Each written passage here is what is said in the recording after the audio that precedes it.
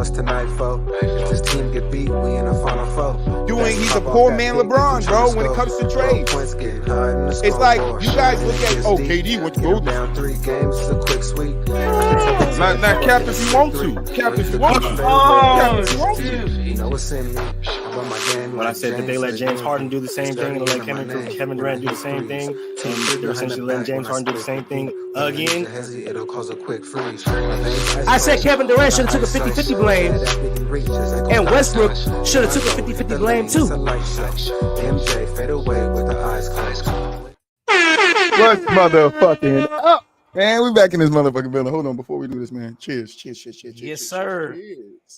Cheers, bro. Taking it back, man.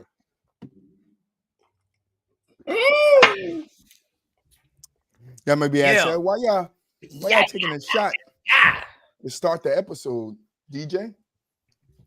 Today is the 2nd year anniversary of Gentleman's Talk. 2 years ago, we started in the Bat Cave at my co-host house, and here we are now with From the Sidelines, and the 1 year anniversary of us being From the Sidelines is coming up next month as well, or this month as well. So, hey, yeah, we get to take another shot. It's up. And it's stuck. It's up. Don't let it get stuck. You know, you got to get it out. By the way, bust down, because you didn't do it. Motherfucking down. I was going to do it after you finished, but I got you, bro. Bust the fuck down. We back on this beautiful ass Tuesday. You feel me? All right, we back, niggas, and this is how we gonna do it. You feel me? This is how we do it. You living in the future? You said we back on this beautiful ass Tuesday. You living in the future? I said Tuesday because I'm off on Tuesdays. Damn, man, I'm off work on Tuesday, so it's a beautiful ass Tuesday for me every week, man. We back on this beautiful ass Monday. you feel me? It's one of those days that shot went straight to my brain. Like, you feel me? Whiskey Troy in the house, so it's gonna be a fucking show. All right, man. I know my doc is all jumbled the fuck up. Let me see. Oh man, Boo-Wop is actually here for the question today. Boy, I'm so proud of you. Boo-Wop is here for the question today. All right, this question is probably been asked throughout the history of basketball, but I don't think it's ever been asked on this show. So Troy is going to ask it today. The question of the day, right? And we're going to answer this later. Chat, hold your answers to later, okay? Or just give it to me now because you might not be here later. The question is, if you can take one player, right? We all know what and one is, nigga. Off the easy. You take one player and put him in the NBA. Who you putting? Who would it be? All right, that's the question of the day. Something simple, simple and light. I like it. Feel me? Mulich will be here in a second, but my doc is a little jumbled because I did it on my phone. Then I try to. So my page over here is fucked up. So I'm trying to get my shit together over here. All right. So we starting with the Bucks. That's the main topic for today. The Bucks. Oh man. So we know a little while ago. Andy Griffin is his name, if I'm not butchering his name. Andy Griffin. Adrian Griffin. We know that Adrian Griffin was fired from the Bucks a little while ago, and I think he had a 30-6 record or something like that. Yeah, I think they'd only lost like 4 or 5 games at them. I think something like that. You feel me? Since Doc Rivers has been the coach, they are 15-16, still second place in the East though. So you gotta give him some credit there. You feel me? Adrian Griffin that credit. Honestly, 100%. See, we gonna talk about it. We gonna talk about it. Yeah, let me see. Bucks, yes, Bucks is still in the second seat. I mean, Boo-Wop asked the question. Boo-Wop, we're gonna start with you. Who you giving the credit to? Doc Rivers or Griffin? Clearly Griffin. And it's to me, again, like I understand why he did get fired ultimately, because at the end of the day, he's a first-year head coach. Him and Giannis seem to have some type of issues. Now, how I look at that though is it's starting to look like, as much as I love Giannis, like it's starting to look like Giannis could potentially be a coach killer. Like like from what I'm seeing, Budenholzer to me deserved to get fired. Like I think he was gonna get fired if they didn't win the championship when they did in 2020. Mm-hmm. You know what I'm saying? I mean, 2021. If they didn't win that title, I think he's going to get fired that same offseason. But at the same time, he made some questionable decisions down the stretch against Boston. I mean, not Boston, against Miami. Made some questionable decisions. And then fast forward with this Adrian Griffin situation. Now, I think even though I want to say, I don't want to say he's necessarily a coach killer, because a lot of people don't know, like, it was some things going on behind the scenes with Adrian Griffin, which ultimately I think why the Bucks did fire him. Like, I think something happened with his grandchild dying while he was watching the grandchild and things of that nature. Like, it's a messy situation. It's an unfortunate situation, of course, too, when anytime you lose a child, but it's like, I think they just trying to be, you know, they don't want to blow the whistle and kind of air his business out there. I think they just kind of like, because it was some issues with him and Giannis, as we can see. Like, it was plenty of times you'll see Giannis get subbed out and then he entered the game, right? Like a minute later, like he gets subbed out and he come back in the game. Like, and it just, to me, like, I think that's what was part of it too. It's like a storm of things that happened. But as far as where the Bucks are currently, they're still second place in the East, and they played, to me, roughly like they've been like a mediocre team for the last 30 games. You know what I'm saying? And for them to still be second place, you can only give that credit to Adrian Griffin. Like, how many teams can go 15-15 and still be second place in their conference? Like, nobody can do that. So that's my 2 cents on it. DJ? Well, before I start, the record we were looking for is Griffin was 30-13 when he 30-13 when he got fired. But yeah, all that the credit goes to Adrian Griffin, because if he didn't lead them out to such a front running start, they would not be the 2 seed. Absolutely not. I also look at it as the East is just all kind of like on a level playing field right now. Obviously, you got the Celtics, that's clearly the best team in the league, to me anyway. Even I think they're number 2 overall. I think they got the second best record, or they got the first. I don't remember. No, we got the best record. Oh, they got the best record. Okay, so yeah, the Celtics are the best team in the NBA. This got Doc Rivers written all over it. It just got Doc Rivers written all over it. How you take over a team that was 30-13 and then you go 15-16? The fact that, oh my God, there is. This is why I say all the time, and y'all will hear me say this all the time. The 08 Celtics were so great with their chemistry, they won in spite of Doc Rivers.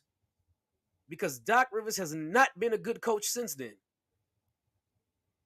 Like, I don't know if he doesn't change his system and he keeps trying to run the same system that he had in Boston, but the game has changed. You need to be able to adapt. And I know one of the things about Milwaukee is that Giannis can't shoot, right? Giannis can't shoot, but you have enough shooters there, and y'all still can't put anything together to make a run. And as the coach, it's your job to figure it out, and you haven't figured it out how to make it mesh with whatever you're doing. I don't know if Doc just refuses to change the system that he has with them right now because it's not effective and it's not working. Maybe Giannis needs to stop saying Dame Lillard is the best player on the team and deferring and it's messing his game up. I have no idea, bro, but it is not working. And compared to where the defense was last year, obviously they lost Drew, which was a big part of their defense. Dame can't guard nobody. I love Dame as a player. Top 75, they put him on the list. But he can't guard nobody. That was the problem with him and CJ when he was in Portland. He can't guard anybody, and they have no lock. They have not one good defender on their team besides Giannis, and Giannis is using too much energy on offense to also play defense. He's not old, but he's older. You know what I'm saying? And as you get older, that tends to happen. So Doc got to figure something out. Maybe they got to do the LeBron thing with Giannis, where everybody is just a shooter and the ball is in Giannis' hands the whole time, because it's not working with Dame running point and Giannis playing off the ball. I kind of agree with both of you. Yeah, I mean, the Doc is fucking up. You can't inherit a team that's 30-13, and then you 47-31. Like you had 13 losses when you That's took over the crazy. team, and now you had 31 losses. I mean, Doc ain't. That is 18 games. He's not an X and O guy. That's That's 18 just games, bro. There's still 18 games. No, I agree, but like this is my thing. Like the game has passed coaches up like Doc Rivers. No, 100%. The game is, you know what I'm saying, like long past them type of guys where you just the guys preacher, like the preacher guy coach. Them days is over with, bro. That's a good cannot analogy. You cannot get away with what Doc does. Holding guys accountable, that's cool, right? I get it. You like to hold guys, you got to play better, stuff like that. That's what Doc gonna do. He gonna call you out. Hey, you need to play better. No, today in 2024, you need to coach better. You need to be able to see the game for what the fuck it is right now. Ain't no 2 7-footers in the paint no more. You need to figure this shit out, and that's just not who Doc is. That's why I always thought Doc shouldn't be. No, I thought it was a bad hire when they brought him to Philly. I thought that was a bad hire, and then definitely when they brought him to Milwaukee, I'm like, y'all just didn't see what went on in Philly. This guy just get talent, and he really don't know how to coach good talent no more. He was perfect for the 08 team because them guys were they had kicked their egos at the door. He was perfect. They were all older already. Yeah, like he was perfect for them team. You know what I'm saying? Like he can get down on the KG, he can get down on the Paul Pierce, especially because he had been coaching Paul Pierce for a couple of years at that point anyway. So like everybody else just gonna buy in. Like he can call Paul Pierce out. Paul Pierce, cool. All right, Doc, we got you. We whatever. Like that works at that time. But after that, bro, the game had just kept changing, bro. So like Doc don't need to be pushing right now, bro. Like that was a bad hire for the Milwaukee Bucks. Like just to be honest, it was truly a bad hire. All right, move. Oh, what's up, fellas? Finally able to get on. Move in the motherfucking building. Got him in the building. So technology not the question was, who do you credit for the Bucks being in the second place in the East right now at 47-31? Adrian Griffin for sure. Like Bob said, I know that he was dealing with some extracurricular activities outside of basketball, which probably ultimately ended up being the reason why he got fired. But without that record, they're not even remotely like where they're at or where they're supposed to be, right? Because just looking at where Adrian Griffin had them, right, they were one of the best defensive teams in the league. Not only that, but they're also one of the best offensive teams in the league. Just everything was moving faster, spreading faster. There's a lot more spacing on the floor. There's no confusion. But when you look at it now, like the spacing is horrible. There's so much confusion going on in the front court and in the back court. Nobody really knows who, quote unquote, the guy is. Giannis is trying to defer to Dame. Dame is trying to defer to Giannis. Chris Middleton is just floating around like shit. Hey, I'm just trying to be here right now. You feel me? I don't want them to trade me. And nobody really had this team, honestly, right now. Like since Doc has taken over, they don't have an identity. They had an identity with Adrian Griffin. You can actually see it. But now with Doc, they don't really have an identity, and there's nothing that's really jumping off the paper to me, screaming like, "Oh yeah, the Bucks is this kind of team. The Bucks is that kind of team." They were had it in the building. They were a good defensive team, right? But you lose some key defensive pieces, and now it's like you guys really aren't good defensively like that anymore. You guys are an okay defensive team, but as far as where you guys aren't up to par with that. You guys were supposed to be better offensively with the addition of Dame Lillard. That hasn't happened either. So it's really just, and yeah, you can honestly say it's definitely Doc's. It's definitely part of Doc's fault. Like he comes in and like Buwab said, with that old school mentality, and a lot of people will try to sit up here and push off what happens in organizations in the NBA just on players. But a lot of guys don't realize that coaching matters, bro. Like a lot of the time you can have the best team, you can have the best talent, and your ass can get out fucking coached every night. And that's what be happening to Doc Rivers because he doesn't like to upgrade his curriculum, upgrade his formula. You have to be able to adjust and be able to adjust on the fly. That's the reason why during Steve Kerr's run, a lot of people Stop doing that. You feel me? Giannis. My cane! Get my cane! Yo, side note. Side note, bro. I swear I was gonna be like Boo Wop when you was saying, "Hey, he preaching." I'm like, "You did it right. I gotta be. Hey guys, you gotta get it in, guys. We gotta do this. Hey, you need to do it. You gotta be there. Rotation is horrible, and we gotta make baskets. We gotta make baskets. If you work hard, shoot your. We're gonna win this game. That's what he said in Philly. If you work hard, we're gonna win this game. But side note, some old lady at my job today left out just abandoned her walker, bro. And you gotta She need run. that shit no more. What? Like, bro, She just abandoned her walker, bro. She didn't need that shit no more. Then she came back and got it like 10 minutes later, like, oh, I'm old, I forgot. Like, how you forget, bitch? How you forget that you're supposed to be able not to walk? Bro, like that shit's crazy. So it's like Just like Doc Rivers, forgetting that he coaching basketball. you feel me? Like you gotta be able to adjust, bro. And like a lot of people will regard a lot of these new coaches, a lot of these younger coaches that are successful, or a lot of these new name coaches that are more successful than a lot of these older coaches, that they adjust well. They adjust well on the fly, whether it's after a game, whether it's a quarter, whether it's a timeout. They adjust well. They know that the original game plan may not stay that plan, so they have to adjust on the fly and come up with a new game plan. This is the reason why that was one point. Like that was one point I was going to bring up. and everybody drawing up shit on the sideline while the coach is like, yeah, listen to them, because they're out there. They're seeing what other players are seeing, so they can be able to tell the other players, all right, this is what we need to do. I get the coach has a plan, but he's deferring to me right now, or he's deferring to us right now because we're out there playing on the court. We see something different than what he's seeing. So now he's deferring to us, so we can draw up something that's going to work for us in order for us to win this game, instead of just, oh, well, guys, get out there and run this box triangle defense and then pass it to the wing. And when he gets closed out, pass it to the other wing. And when he gets closed out, somebody dish it inside to Giannis, and he's going to turn around for the foul and miss 2 free throws. Hey, play hard. Play hard.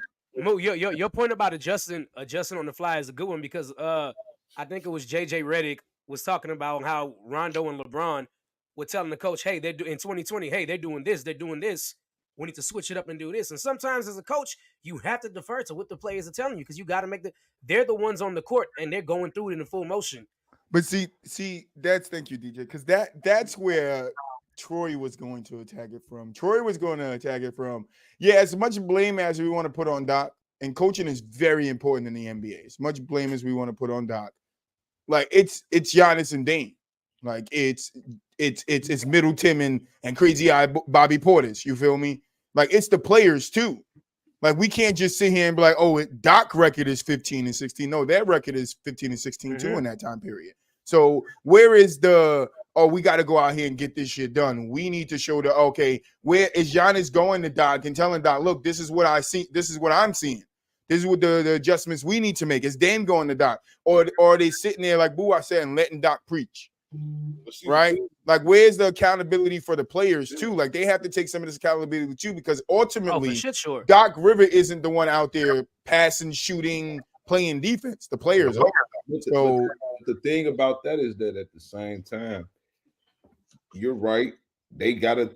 I would say Dame needs to play better, but I would especially look at a guy like Chris Middleton, who's just at this stage in his career, it's like you don't know what to do with him, because it's like he done lost value at this point.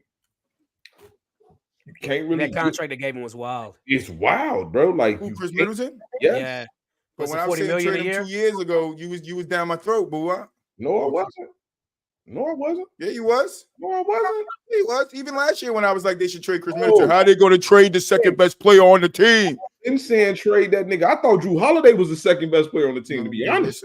I thought Drew Holiday was the second best player on that championship run. The second most valuable. Yeah, I'm not talking about the second player. I was Mulich. You know what I'm talking about.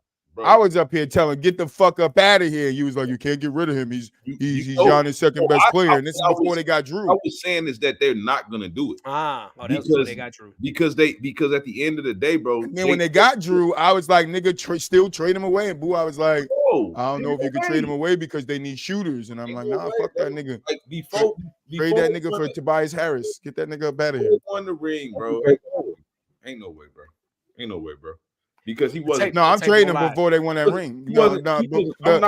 Even the year after they won the ring, when he got hurt and he came back and he stunk up the joint, and then they lost in the playoffs, I trade him that No, year. he didn't. He didn't He stink did. up the joint. He stink it up. No, he stunk it up. didn't. No, He you stunk it up. capping, Troy. He You did. capping. No, I'm not capping. I'm You not are capping. capping. I'm not There you capping. go again. I'm not You capping. capping, bro. You capping. I'm not bro. capping, bro. I'm not. Bro, they I ain't beat got no cap. Bulls. You the one with the cap on your head. That's funny. He got That's so funny because you the only one with a hat on. he got hurt, bro. He So got who hurt. capping? He got hurt against the Bulls. They beat them 4-1. So what is you Yeah. talking about? Who got hurt against the Bulls? I'm Chris talking Middleton. about. No, Chris Middleton was out the whole season. He No, came he back wasn't. middle. No, he wasn't. No, he He wasn't. came back the middle of the season. Okay, and he got hurt in the Bulls series. That's fine. He still would have traded his ass. I wouldn't have traded him. Should've. You Like, can't- right? Like, I would still would have traded Chris Middleton's ass. There's After they no- won the championship, his value was at its highest. But do we You agree there? because you Do can't. we agree there? They should have traded. do we Jaylen agree Brown there? years ago. Do we agree? We're not talking about it. You see how we love changing the fucking conversation. We gotta change the conversation. We gotta change the conversation to make a point. We can't stay on topic and make a point. We gotta change the conversation. So back to the conversation. Back to the conversation. When Chris Middleton, when the Bucks won the championship, Chris Middleton's stock with his trade stock was at its highest. Why not trade him then? Then he gets hurt. He comes back, not the same player. You go at it again, and then you make the trade for Drew Holiday. Then you get Drew Holiday, and now they're like when you get Drew, not when you make the trade, but Drew Holiday comes the year after he gets injured. Drew Holiday comes. And they win the championship. Yeah, he got injured. I think the year before they won the championship. Because Chris Middleton was always hurt. Yes, he was. He was in and out the lineup. No, he Chris wasn't. Middleton was in and out the lineup for like 2 years, bro. Bro, no, he And he wasn't. would come back. He would come back like a couple of months before the playoffs, and then Bro. I would be like, "These niggas need to trade him, bro." All right. I remember conversations because me and you was going at it. That he was injured on and off. At it then, I don't know if it was long periods of time that he was out, but then was that big thing he had when he was out, and that's going at it for a while, but we wasn't going at it then about that, brother. yes, we were. I always was on Chris Middleton ass, and then they won the championship, and I still was on his ass. I still said they need to trade him after they won the championship. 2017, 2018, he played 82 games. 2018, Mhm. 2019, he played 77 games. 2019, 2020, played 62 games. 2021, which the year they won the title, which was if I'm not mistaken, no, they won 21, 22. 21. 21. No, they won 2021, right? Yeah. So he played Yeah, they won 68 2021. games. He played 68 games. 68. Is that not him being in and out of the lineup? I think that was 70. That was a 72 game year. If All I'm right, go ahead, keep going. Keep going. not mistaken. That was Keep 72 Keep games. going. He missed 4 Keep games. going. Because the injury season I'm talking about is coming up. Keep going. Okay, Troy, name me an organization that trades He's gone. second best player after. And that's the exact same thing you said to me then when I said it. And I told you then, and I'll tell you now.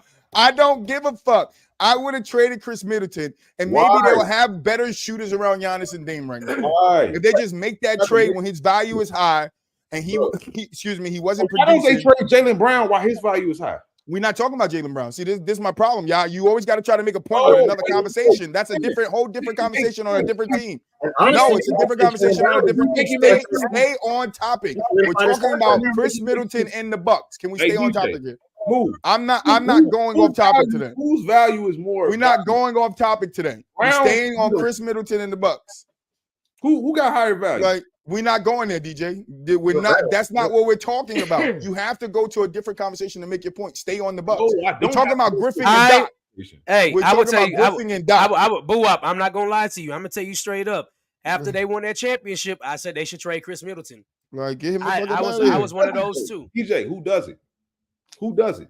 It doesn't Everybody matter who does does it. Okay, The it reason- does matter because you cannot say that Yeah. without having a proof of team. I'm doing it. about to tell you why I don't have to have a team. You proof. do. No, you don't. No, you don't. It's just a move I would make. What It's are we just a talking move about? I would make. It's just I feel something I like- would do. I feel like there's a few people that might take Chris Middleton off the Bucks' hands at that point. Bro. Like I His, said, his look, stock is at the highest, bro. So Yes. his stock is at the highest, and the problem is now you I just give wanna go back a to Doc guy Rivers you and give Griffin. a guy $40 million that ain't worth $40 million, and you could have traded him, got back assets, and got better shooters and and an abundance of more shooters around him, and the team would be better right now because you have Or more some you have defensive consistent players. scoring or some defensive players because they 3-and-D desperately guys. need it. Now, right in hindsight, we didn't know Drew Holiday would be gone by this point. You know Good that, point. you know, right? But And we I didn't know just they felt- would have Dame. Right, and we didn't know. They But would now have them trading Chris Middleton years ago make more sense now with them having Dame. Like your best defender is crazy out Bobby Portis, like besides Giannis. Actually, yeah, probably. Like nigga, he getting cooked against Boston. He getting cooked. Like the Bucks might fuck around and lose to the Sixers, bro. Because that's who they might play in the first round, the Sixers.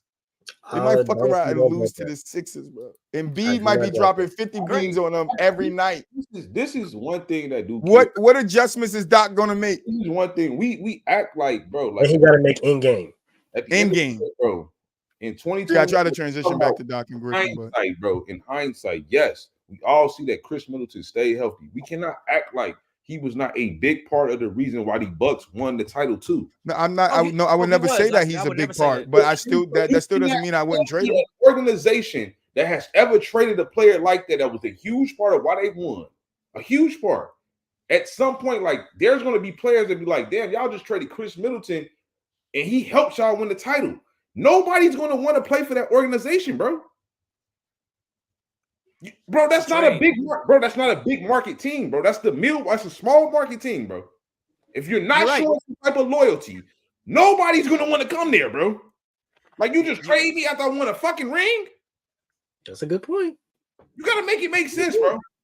That's what I'm saying. Look, I'm not saying you're wrong about keeping Chris Middleton. I'm just saying I would have traded him because we're such a small market team and because you want $40 million a year. You got a contract for $40 million a year. You essentially handicap the small market team going forward.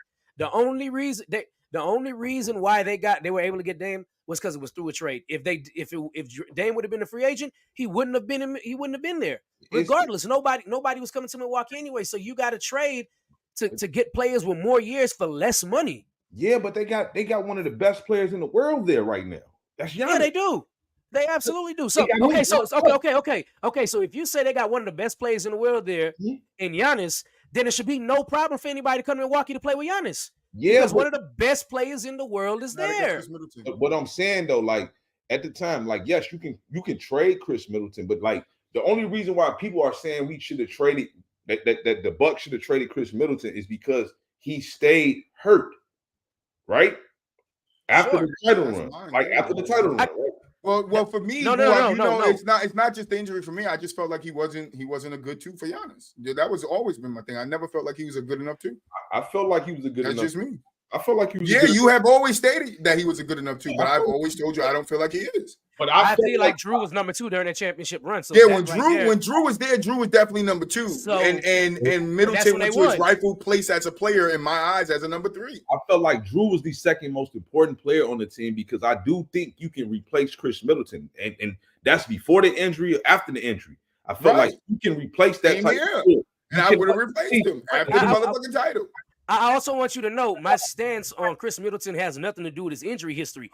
I just don't, because people were coming to give him a lot of money, but the Bucks had the most money to re-sign him, and they did. And I thought Chris Middleton wasn't worth that money. That's been my stance the whole time. He wasn't worth what they were paying him. And as a small market team, if you don't retain a player that just helped you win a championship, how does that look to other players? Like, we ain't done nothing for you at this point in time. Nothing. Time to move on. Ain't no you gotta move on. Ain't nobody coming Time up. to move on, nigga. Ain't nobody coming up, bro. That's not true. Bro, that's not true. That's not true. Because I know we did not win a championship. I know we did not get a championship. But every fucking player in the league knew what Boston did to Isaiah Thomas, and they still go to Boston. Who signed the max? Who signed the max deal with Boston? Porzingis just went there. They signed an extension. Porzingis got traded there. He got traded there. But he wanted to go there. He wanted to go there. I would go there too if I'm going to be the third or fourth option on the team. But he also signed an extension. Bro, there it is right there. My point is, players get done dirty all the time. Players still go to those teams that do them dirty. So if we're saying Milwaukee is doing Middleton dirty by trading him away and getting better access so they could try to win another championship, especially with the league being what it was with Kyrie, James Harden, and KD being on one team, AD and LeBron, the Nuggets being who they are, Boston being who they are. Golden State being who they are. Memphis was coming up before Ja pulled the gun out. Like this, like you have to make moves, bro. Bro, it was talks that Anthony Davis was potentially like the Boston Celtics wanted him before he went to LA. His father came out and said, based off of what they seen him do to Isaiah Thomas, he cool. He don't want his son to play for that organization. Wow. Okay, one player. That's one of the best fucking players in the world, nigga. Okay, and what about all the other players that came to play for us? Kyrie came to play for us. Kemba came. Porzingis came. JB could not have signed his extension. He signed it to stay, right? Why Kyrie JT signed his a couple of years ago too, right? Got traded there, and he also the same motherfucker that slipped on that left time when he came in Boston. Okay. He said fuck them. Okay. All right. Who said that? Who said Kyrie. Because Kyrie wanted to be the man, and they already had Jason Tatum was balling out. No, he talking about when he stepped on the fucking logo. That was afterwards, nigga. But he wasn't saying that motherfucking tune when he was there. He wasn't saying fuck Boston when he was there, right? First choice. Fuck out of here. Austin was not his first choice. Still went there. He got traded there. So what? So what? You can't say he just went there. He got traded there. He still went there. He did say he didn't want to leave and wanted to be a Boston Celtic, though. Thank you, Mulich. Bro. Thank you, Mulich. Thank you, Mulich. Like Boston did Isaiah Thomas dirty, and players still don't play with them, bro. Al Horford left and came back, nigga. Like Al Horford left and came back. You talking about fucking Al Horford? So what? So fucking what? Al Horford is a big piece to Boston and what we do. Stop it. Stop it. Stop it. Stop it. Stop it. When he gave Giannis that 30, stop it. You're not gonna sit up here and act like Al Horford wasn't giving the Warriors buckets in game one. Stop it. Everybody even going back to his Atlanta days, Al Horford is a hooper, bro. Bro, y'all is overdoing this Al Horford shit, bro. I'm not saying his sister here. You talk about that, boo. His shit get over. I'm saying he's not a hooper. We ain't overdoing nothing. All I'm saying is he though? Like he Al motherfucking Horford. That's who he is. Your point is nobody wants to play for organizations that do people dirty, but Boston has done it. And players have still went and played for them. You're talking about fucking role players. Yes, role players. Kemba wasn't a role player. Kemba was not brought in to be a role player. We need social media, Twitter. Kemba was brought in to run the motherfucking offense, not to be a role player. Stop it. Stop it. Kemba was fresh off All-Stars. Kemba was fresh off back-to-back All-Stars. He wasn't brought in to be no role player. He was brought in to be the fucking point guard to Jason Tatum and Jaylen Brown, bro. Thank you, Matt New Yorker. What the fuck? He was brought in to play to run the offense. Like I said, you can see and say, "Don't do it. Nobody gonna want to play for you." They all fucking go. Everybody, we could go down a long history of NBA teams fucking players over and players still going to play for them. Yes. Go down it, then, Troy. We down it, nigga. We not. You talking about fucking players now, nigga? We are. Fucking talking about Al Horford. That nigga not going to the Hall of Fame, nigga? Yes, he is. Man, Troy, get the fuck out of here, bro. Yes, he is. First ballot. First ballot. I think somebody need a sleepy pill again, nigga. Fuck. Bro, I'm talking about that nigga going in. Al Horford is going in. Hall of Fame, bro. He going in. There. I ain't even gonna hold you. He going in. Sneak in there. Just thinking about the criteria of Hall of Famers now, like how easy it is to get in. Like if Vince Carter got in, he going in. Absolutely. Vince Carter, nigga. Did you just compare Al Horford to Vince Carter, nigga? Hey, boo up. Hey, boo up. You got to think about it though. Let me be dead serious. Take a chill pill, boo up. And I tell people this all the time. I tell people this all the time. It is the Basketball Hall of Fame. It is not the NBA Hall of Fame. His college career is going to be considered in his voting going into the Hall of Fame, and he's a back-to-back national champion at Florida. It's going to play a role. It is absolutely going to play a role in him getting in. It's a basketball hall. It's not the NFL hall. Like Al Horford is Buat's button today. Going. He's going to go. Buat was here. Oh no, he took that shot with us. Buat, he fucked up and gave me a shot, nigga. I'm trolling you the rest of this show, nigga. Let's go. Anyway. You feel me? There's a lot of peoples in that, Joe. I was looking at the Naismith Basketball Hall of Fame the other day. There's a lot of people in that motherfucker. Some people who don't deserve to be in that, Joe. So if you can put them people in there, I'm pretty sure Al Horford sneak in there. I ain't gonna lie to you. Bro, Al Long Horford there. not getting into the Hall of Fame, bro. I'm sorry to tell y'all this, man. And I do consider his college. I know what he did in college, bro. Like absolutely, I know what he did in college, bro. But if that, like on some if Al Horford can get to the Hall of Fame, that's like saying Joakim Noah can get into the Hall of Fame too, bro. Depot, he got a depot, right? It's true. He do got deep money. I ain't gonna lie to you. Couple All-Star appearances. Mm-hmm. Mm-hmm. Have an MVP vote, man, bro. He not making the Hall of Fame, bro. Like, come on, bro. Like I'm just saying, like, when I say Hall of Fame, bro, I'm talking about like when you don't even have to think about it. You don't have to do nothing with Hall of Fame, bro. I ain't gotta think All about I'm it. saying is if he make it, it's gonna be 30, 40 years down the road if he do make it. Don't nobody get no fuck. I didn't say when he was gonna make it. I don't get no fuck. All I'm saying is that at the end of the Oh day, my Al God. Horford is He a in role player, bro. He's a fucking role player. I'm talking about there's not no superstar players trying to come to Boston necessarily, bro. You can go to Boston and have two superstar players. Ain't nobody. They got drafted there. Both the superstars that's on that team got Right. drafted. So why they didn't bounce? Why they sign extensions? Boston's so bad they could have just bad. $300 fucking million. Okay. But what the team do them bad, they just I'm gonna stick around for the money. Stick around. Why would we leave? We don't know what Jason Tatum gonna do. Right? He ain't signed yet, right? Am I not mistaken, right? No, signed he's one a up for couple years extension ago, this didn't he year.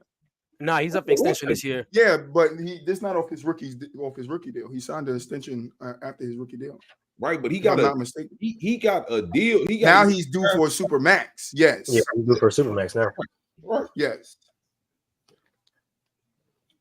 Yes, but we could go down a list of team of a player getting traded away, or Show me we can. Ricky Rubio. You gotta show me a team that did exactly what Milwaukee did, won the title, and then decided, you know what, we getting rid of our second best player or our second best Nigga, this is my point, right? I get what you're saying, but to me, Chris Middleton wasn't their second best player. He was just by default.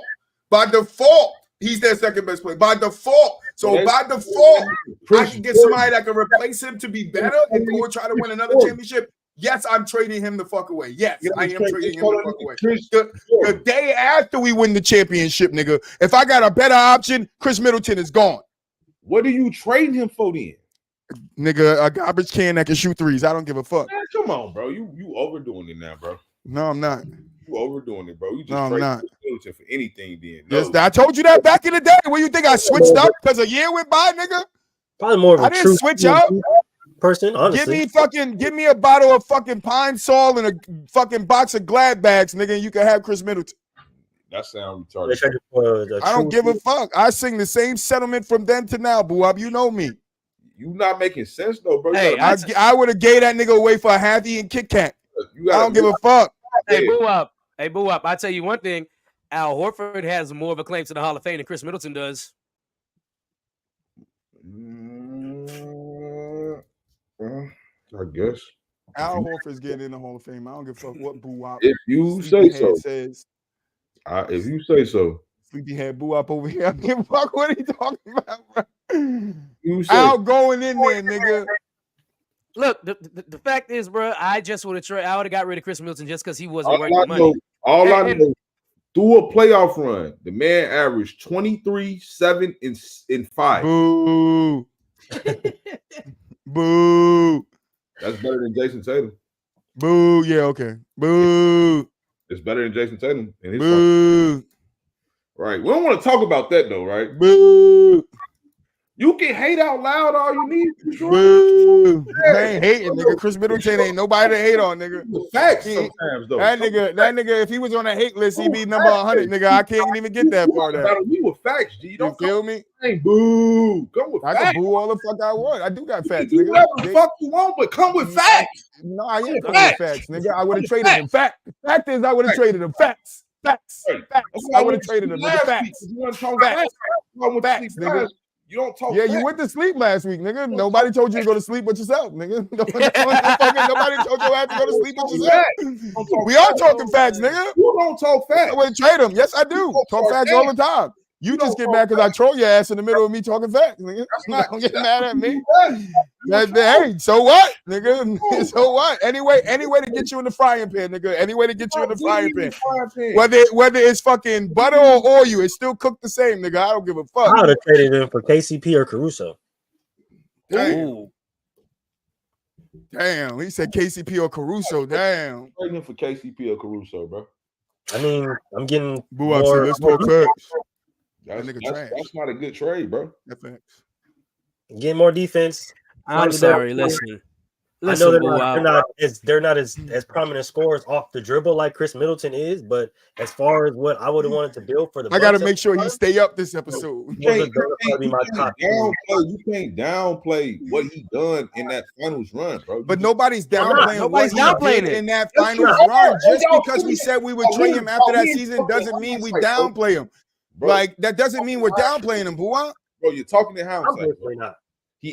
We're not talking in hindsight because I can go back to when they won the title and Troy was saying the same thing. So ain't no hindsight being talked over here. I was saying the same thing then that I am saying now that I would have traded Chris Middleton. I don't know what you were saying through that finals run, bro. I wasn't on the show. Yes, you were. What are you talking about? You weren't on the show last year. Going forward, it wasn't last year, Troy. But that's what are we talking about then? That was a year. He said the year after the finals run. Oh, the year after Boston's final run? What do you mean you wasn't on the show? I mean, after the year after the Bucks final run, yeah. But after I'm talking about during the finals run, bro. Like, you cannot tell me what Chris Middleton was doing during that finals run was not impressive, bro. No, nobody's not saying it's not impressive. We're just saying our preference is we wouldn't have signed him to the deal he got. Who at that time are you signing him for, DJ? Based on what he did. I'm trading and getting draft picks. See, I'm not the only one. Mad New York is saying the same shit, bro. Like, I'm not you can make me seem like I'm crazy. Like, I'm not talking facts, nigga. Ain't nothing. How do we talk facts and it's of me saying I would have traded him after the thing? I don't give a fuck what that nigga saying, bro. I don't give a fuck. Listen, what that nigga saying. The fact of the matter is, during that finals run, he overperformed and peaked. That is the highest his value has been. You know you weren't going to get that consistently.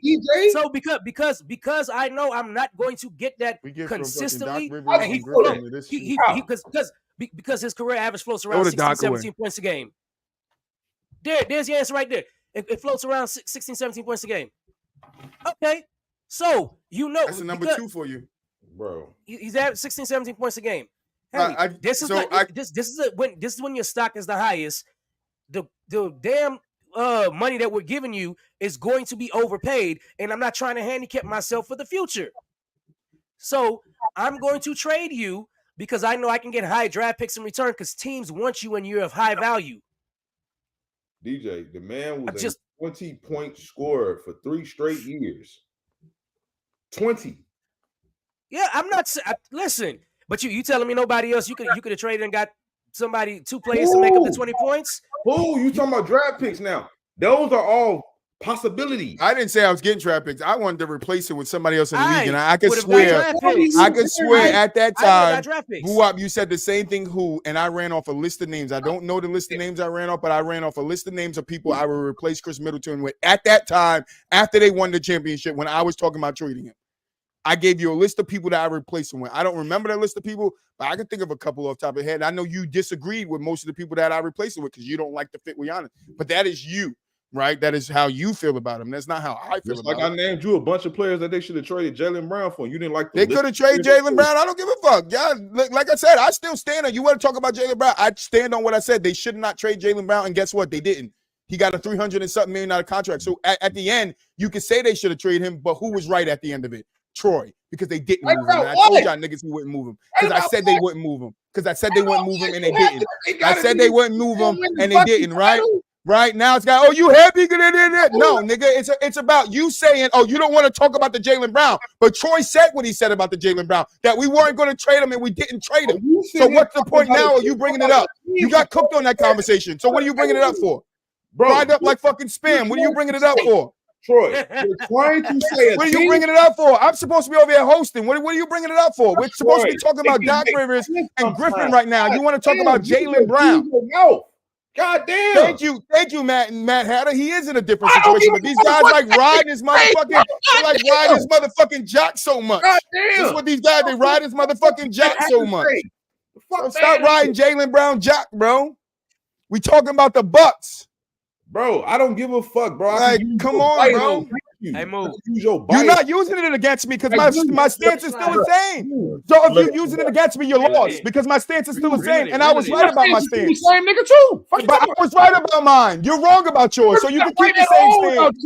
I am right. Because you said they should have traded him. I told you they're not going to trade him. They gave him a $300 million fucking contract. So how am I not right? So how the fuck am I not right? How am I not right? Y'all been singing trade Jaylen Brown for 4 fucking years. Where is he at right now? Still on Boston, right? So how the fuck am I not right? How am I not right, boy? You sound dumb right now, G. No, you sound dumb. Dumb, G. You said they're gonna trade him, or they should trade him. I said he ain't going nowhere. So how the fuck I sound dumb? Because he's still there, right? And I said he wasn't going nowhere. Okay. I said he wasn't going nowhere. And is he? No. So why are we still singing this? Oh, they should have traded Jaylen Brown. They should have traded him. They should have got rid of him. They should have got rid of Jaylen Brown. He should have been gone. You're right. For 4 fucking years. He should have been gone. We should have traded him. Yeah, man. You're right, Troy. Reel it in. Can we get back to fucking Doc Rivers and fucking Griffin, please? We can move on from that. No, because we wasn't done. I had multiple questions to ask. Damn, bro. Now back to Doc Rivers and Griffin. Hey, your team ain't won. How many more chances does Doc Rivers get in the league, Mulich? This nigga don't win the championship, nigga. None. On my skillets. That nigga don't win the championship, nigga. The next nigga 2 years, nigga, none. Nigga, that nigga's gonna be out of this motherfucker. Be back on that announce table like he was on TV. Or it was NBA TV. I don't know what the fuck it was, but nigga, he gonna be announcing real soon, nigga. If he don't get his shit together, nigga, get a throat lozenge while you at it, nigga. Shit. DJ, how many more chances would you give Doc Rivers? We know I want him out the league, so I'm not gonna lie. If he don't get it done either this year or next year with the Bucks, it's over. And don't go back to announcing games either. You suck at that. So I don't like your voice. Your voice annoys me. I can't do that. I watch it on mute before I do that shit. So just take a job in the back somewhere, working GM or something. I don't know, president of an assault. Go back to Boston and become the president of something that ain't got nothing to do with what's going on the court. Boo up. You already know my thoughts. You shouldn't have got this job, so it is what it is. Last question. Go ahead, DJ. I think we can all agree, though, none of us here liked the hire when it happened. We all sat up here and said this is garbage. Yeah, but like this, so this is where I really wanted to go with it before we got super sidetracked for fucking 30 minutes. Why is it that a guy like Pop, and I'm gonna start with you, why is it like a guy like Pop can stay in the league and stay relevant, even though his team is struggling right now, right? But Pop can stay in the league, stay relevant. We're not saying these things about Popovich, right? That he shouldn't be in the league. The game has outgrown him, stuff like that. Why is that? Why can Pop stay relevant but Doc can't? Because Pop don't have a fucking championship type team right now. He don't have one of the best players in the world. I mean, you could say Wemby going to be one of the best players in the world, but like the last couple of years, nobody expecting the Spurs to really make no noise or none of that shit.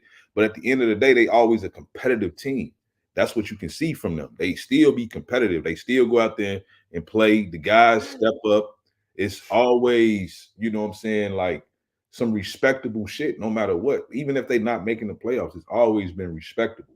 The thing about Doc Rivers is that, again, he's not about X's and O's. He's never really been that to me. Like, he's always, like, when he came into the league in the early 2000s, you had a lot of veteran players around, a lot of guys he can depend on to talk that type of shit to, and then they go tell the younger players, and it transcends through the locker room. But today, guys is superstars and real, like, the third option on your team, damn near a superstar. Like, you got to really coach these guys. You cannot just come in, hey, you, we need to just play harder. Like, that shit don't work. Motherfuckers like, yeah, we playing hard as hell, Doc. We playing. You don't think we out here? We playing. We running around. We doing what we gotta do. Nigga, you need to either design a play and goddamn it, and some schemes that work. That's the reality of coaching. You see, motherfuckers ain't meshing well together. Hey, you need to come out the game for a second. Let's try this for a second. And goddamn it, like, but this is not to say like it's gonna necessarily work either, because like these motherfuckers is superstars, bro. Like, bro, a lot of motherfuckers that be looking at Doc like, bro, you ain't did shit since 08, bro. Fuck you. You done blow all these leads. Like, bro, Doc don't need to have a job right now, bro. It's just the truth, bro. I fuck with Doc. He from this crib, he from the city, bro. I fuck with Doc. But at the end of the day, the game done passed him up. He should not be coaching right now. After he blew that 3-1 shit with the Clippers, bro, Doc should just been on some announcing shit, bro. On some sideline commentating, maybe some general manager shit, some shit like that. I can see him doing some shit like that. That's cool. But, bro, he should not be on the sideline coaching no NBA team right now since he blew that 3-1 with the Clippers. I'm sorry. Movich. I mean, Pop is a 5-time champion. Like, this nigga he's not only done it once, he's done it multiple times in different eras, right? When probably looked at he wasn't really fucking supposed to, right? Like especially the last championship with Tim Duncan, Manu Ginobili, Tony Parker, like he probably wasn't supposed to beat LeBron and them in the finals, like. But doing that, solidifying his legacy and still being able to coach and still being able to be somewhat competitive in the league where the game is constantly changing. People are getting faster. People are getting stronger. There's people shooting from fucking half court. Like, he's coming into a game where that shit didn't exist.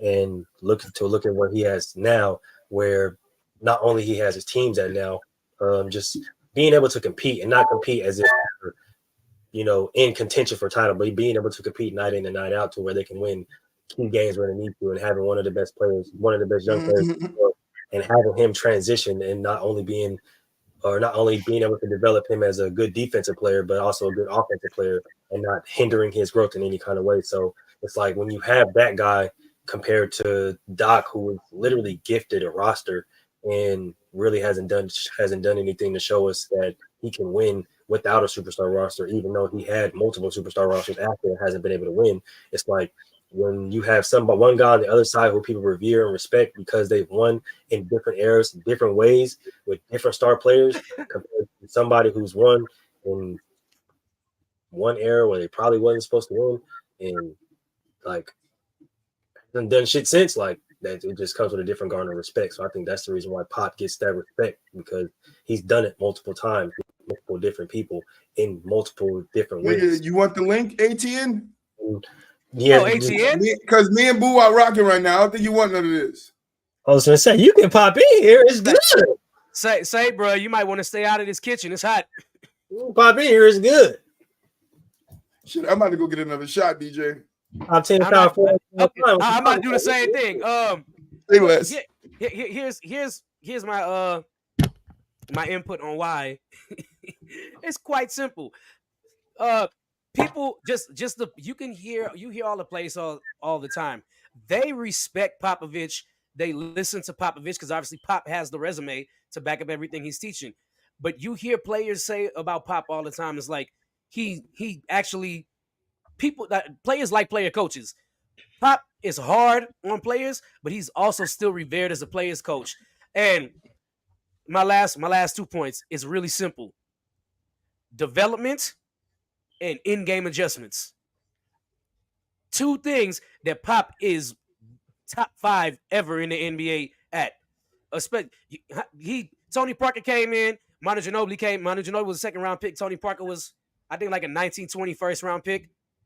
It's like, yeah, the talent is there, but Pop developed them and made them star players. When has Doc Rivers went to a team and you say instantly he developed that player and made him better from what he was the year before or what he was prior in his career? You can't do. Chris Paul was in the middle of his prime when Doc got him. Blake Griffin was already a star when Doc Rivers got, like, this is whenever he went to Boston, all those players were mid-30s and up, like PJ Brown, and then the young player was what? Rondo, But all the other guys, Eddie House and these guys, they were all developed and ahead in their careers already. We all knew exactly what they were. He inherited a great team that was ready to win a championship when he got to Boston. And this is why I keep saying they won in spite of Doc Rivers, because Doc did not have to manage their egos. Their egos were already checked when they came in the door, because they were like, look, we've all tried separately and we want this championship. Now let's get it done. And we all know Kevin Garnett was the guy that was the voice in their locker room. You couldn't say shit because Kevin Garnett would have checked it. And Paul Pierce. Agreed. Yep. I But yeah. see what NBA just posted though around the shout out to my boy. But I'm gonna tell you some real shit. I don't think Doc Rivers is the most overrated NBA coach. No, I don't either. I think Phil Jackson is. Okay, we might have to talk about that on a later show, Yeah. because I might share the same sentiment, bro. I ain't even gonna lie to you. I've been saying the same thing for years. Dog. I might be sharing the same sentiment. All right. But what I want to go to now. Let's go to the play-in. Let's move on away from Troy and Buop's normal bullshit. You good, Buop? Excellent. Feel good to not be sleepy? Hey, man, let me just say something. These boys love each other, man. Don't get on here and think it's some other shit. These boys love each other. This how they show they love right here, man. This nigga came with extra energy. He said, "Nah, I was sleeping last episode. Nigga, I ain't sleep no more." Lit. How you up today? I wait for DJ to come back with that shot though, so we can take another shot. Yeah, man, say that But up, man. the play-in is set. All right, we got all of our teams that's going to be in the playoffs. I know we talked about this a little bit last week. Now it's just placement. But right now in the East, we got the 76ers in 7, Miami in 8th, in the same spot they were last year. We got Chicago in 9th and Atlanta to finish out the East 4. Question for the East for you guys, I'm going to start with DJ is, let's take this shot. Yep. Cheers, my boy. Oh, boy. Oh, boy. What's in that cup, Moo? Water. Mm-hmm. That's that high quality H2O. On my life. Riding on my life. Is that what your mama said? my Right. mama said this. My mama said gotta get that high quality H2O. All right, so DJ, what team in the East, Philly, Heat, Bulls, and the Hawks, what team do you think has a good chance to make it deep into the playoffs? Miami. Yeah. I'm not going. I mean, you just said it. They're in the exact same place they was last year. Look, Jaime Jaquez is balling. He's definitely lived up to what he was projected to be out of college as a rookie. So he's balling. He will make the rookie team. Jimmy is gonna do Jimmy things. I mean, them getting rid of Kyle Lowry and getting, why does the name slip my mind right now in the trade? Rozier. Scary Terry. I thought that was a very good underrated pickup, and we all sat here and said it was a very good pickup. I think Miami's just done it before. They just know when the playoffs come around, they just know how to get it done. And Spoelstra is to be commended for it. And everybody that keeps saying LeBron never played for a Hall of Fame coach, Eric Spoelstra is going to the Hall of Fame, and Tyronn Lue probably. So that's why you my boy, Boo Wop. You see? Talk that shit. Talk that shit, DJ. So I'm just saying, I think they're just so well coached and well disciplined. And like my boy Jimmy said, just give me some dogs and we gonna run. And that's exactly what has happened since he's been in Miami. So Bam and them boys, I gotta go with them.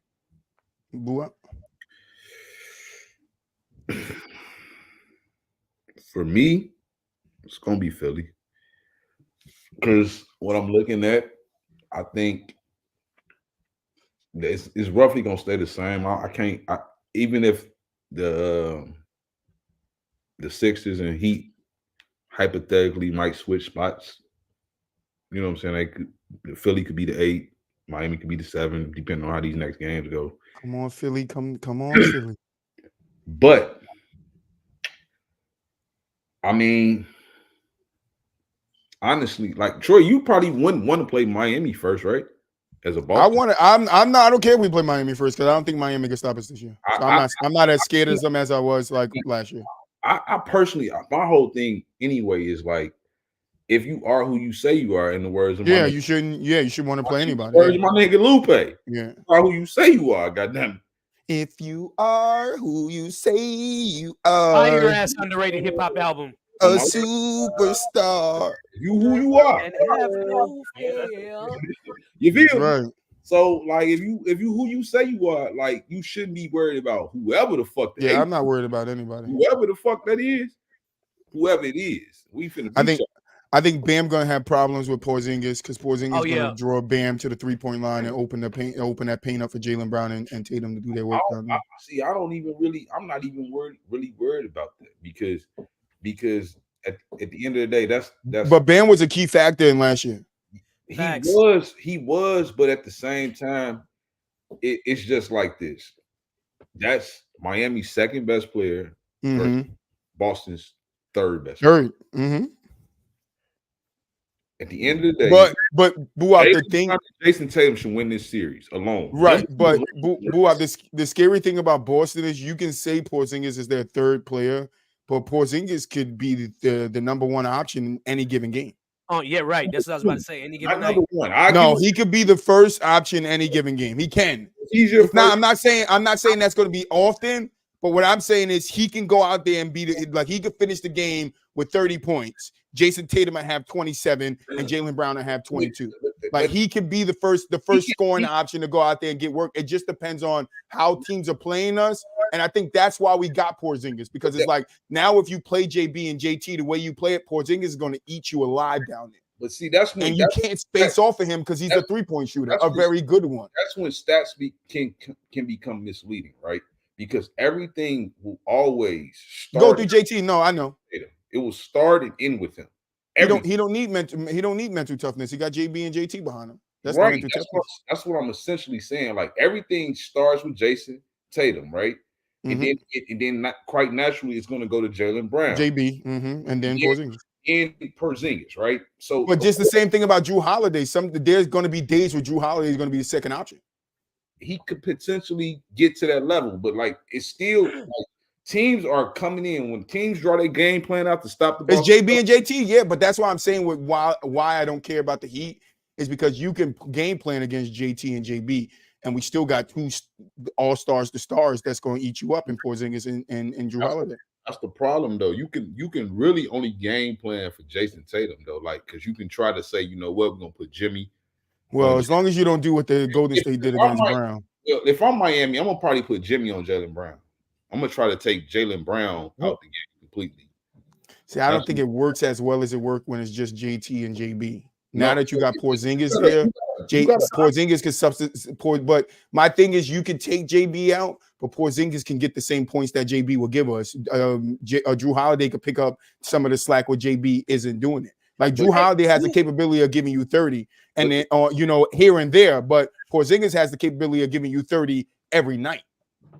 He do, but not when a nigga like Bam guarding him though. For real, I don't know. We gonna see. It's a challenge. I'm not saying it's easy. Defensive players in the league, bro. Like he can cover the perimeter.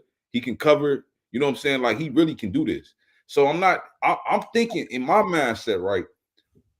What I'm thinking is that I think Boston will win this series if they was to play. But at the end of the day, it's going to be because Jason Tatum and Jaylen Brown fails. Like because I think Porzingis will get slowed down to a degree if Bam is on him. I think this. Like I truly believe Bam is a very good defender, so I can understand that. I do think I do think Boston will win the series if they get matched up. Even though I love Miami and I like what they do, and I think the key difference here is you actually like. Last year when Jason Tatum got hurt and Jaylen Brown had to handle the ball and be the guy, and everybody was like, "Oh, he can't handle this and that." Well, it's not. It wasn't his job to do that. With his left hand. Now you have Drew Holiday. Drew Holiday is that floor general that will set not it up only that, too, Buat. Like I think people overlook Derek White. And that was going to be my next one. Derek White's a beast. I think people overlook Derek to the sense where we know, oh, he's a pop guy, he's really good. But Derek White is another guy that could go out there and give you 27, 30 a night. If it calls for him to do it, because last year in the playoffs, remember, he started picking up and going off for us. Agreed. Agreed. He right? did. So what I'm saying is the reason why I don't care who Boston plays, right? And I don't think because ATN and I know Boo, you probably share the same sentiment. If Boston loses, don't win the chip this year, you break them up. I'm not saying that. It would be a major letdown if Boston doesn't win the chip this year. But I'm a one believing that just because you have the best record in the rest of the season doesn't automatically mean you're going to win the championship. A lot of factors go into winning the championship. Boston should have most of those things checked off this year, 100%. With this, should be no reason why Boston shouldn't win the championship this year. But if we go against the Nuggets, that's a tough matchup. It's a tough matchup against the Nuggets. If the Clippers make it, that's a tough matchup. I'm gonna tell you only reason why I disagree with that, because as well as Boston is playing right now, I truly still don't see no real like cohesiveness between this team. Like I see the defense for sure. The defense as a unit is phenomenal. What I don't see offensively is like easy buckets. What I see from that team is a lot of one-on-one, mano-y-mano, Jaylen Brown, Jason Tatum taking over games, and they've been very good at it. Obviously, they're the number one team in the game right now. But when the playoffs come, teams can lock into that a little bit, both fewer possessions, as we all know, like in the playoffs, it's fewer possessions. Pace. So, like, that's the only question mark I do have against them. I have not seen them. And even though I see Drew Holiday there, I see what Derek White is doing, I still see this team is whatever Jason Tatum and Jaylen Brown. I still see a lot of settling from both these players. Not so much as Brown, because Brown is an aggressive player. Like, he's going to try to get to the paint and draw fouls and things of that nation. It's more so with Jason Tatum. As great as he is, top 10, arguably top 5 player in the game, he does a lot of settling, and that's not good in the playoffs.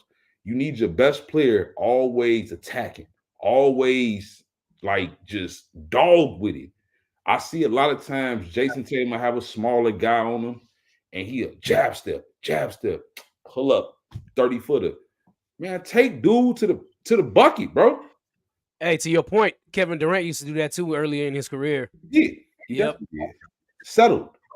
You bailing these teams out when you do that type of stuff versus getting to the mid-range, calling for the ball. Hey, let me get that. Fadeaway or something like a 15-foot fadeaway. I respect that shot more than I respect a tough three with a contested three.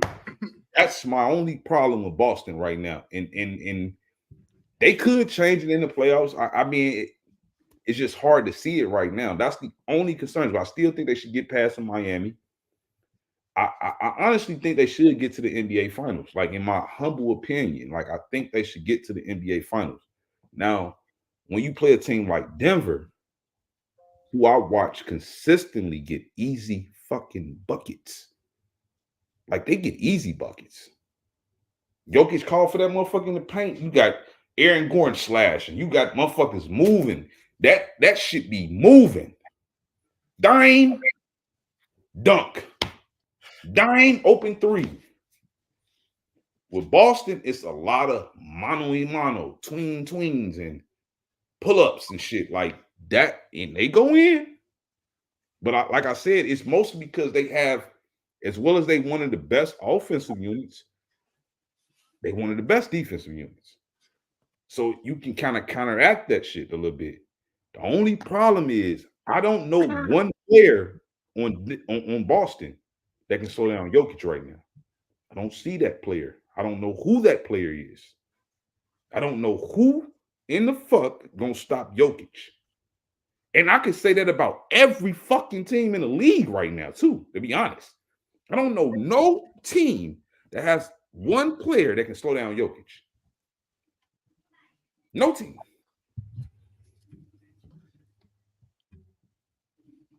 So that's why I lie with it. Like, I again, Boston versus the Heat, that should be, you know what I'm saying? Like, I think the Sixers bowl well because, like Troy said earlier, I do think they got a chance to beat the Bucks. I do believe that. Yeah, because I see Embiid that. been playing crazy, bro. And this nigga been dropping people off. I'm not even gonna lie, bro. I see the potential there That's because exactly. Bucks is not playing well right now. They not playing well right now. Like, And we can only speculate that on the dock somewhere in that playoffs they're going to crumble. you can speculate that because of Doc for sure, but it's also, again, you can't just put it all on Doc. Yeah, Doc is the players too. Players But that's too. why I told you that. But that's why I was saying to you a little earlier in the year that the same thing is going to happen if Bucks play Boston. We're going to tire Giannis out by the fourth quarter because he's going to have to do most of the bulk on offense, and then he's going to have to take the defensive assignments. And if he doesn't, then we're going to eat him. Yeah, you get Dame, but now what happens is now whether you play Philly or whether you play Boston or whoever you play in the first round, you play the Heat. What they get to do is they get to throw Dame in pick and rolls. And if I'm throwing Dame in a pick and roll and getting him on Jimmy Butler every time, guess what Jimmy's going to do? If I'm throwing Dame in the pick and roll and getting Maxey on him all the time, guess what Maxey's going to do? You know, they're going to cook Dame because he's not a good defender. So now I'm getting easy baskets off of Dame while making Giannis try to keep up and run around and, you know, keep up with my best player. You know, so I think the Bucks have the same problem they had last year. It's just Giannis. Giannis plays all of the minutes in the game. You feel me? And he's always tired fourth quarter. And then we see he starts missing easy layups. He's missing easy dunks. He's making teams are going to do that to him because that's the recipe of beating Giannis. It's to tire this nigga out and make him work. Put bodies in front of him. That's what Boston did last year. We put bodies in front of him. No, nobody can stick Giannis. But it's a team effort. Look at all the charges we got called against him just in the Boston series when we played him because everybody was putting a body in front of him. Like, if you have the personnel, and I'm not saying every team has the personnel, but the 76ers, I believe, kind of have the personnel to put a body in front of him every fucking time. I don't think they got the personnel. Not the way Boston did, but I think you can have those young guys. Personnel. Boston had the personnel. No. They had the Grant, Rob had the personnel, but they don't have now it's Porzingis and you know, it's a little different. Horford, yeah, but Horford, listen, Giannis, Giannis, don't do what you did, and look at Horford because he's gonna give you another 30. The thing about it, y'all had like 5 players that y'all could throw at Giannis, bro. 5. Yeah, I don't see them same 5 players no more. I don't see them same 5 players no more. So again, what I do believe is this. What I do believe is this, right? Middleton was a guy that I was barking for in that series, right? He wasn't there. I was barking for him. And I thought that if he was there, things could have been a little different. Obviously, that series went to 7. Thought if he was there, things could have been different. I don't think he's the same player no more, so I'm not really barking on that. But I do think he's still somebody you have to guard to a degree. You have to guard him.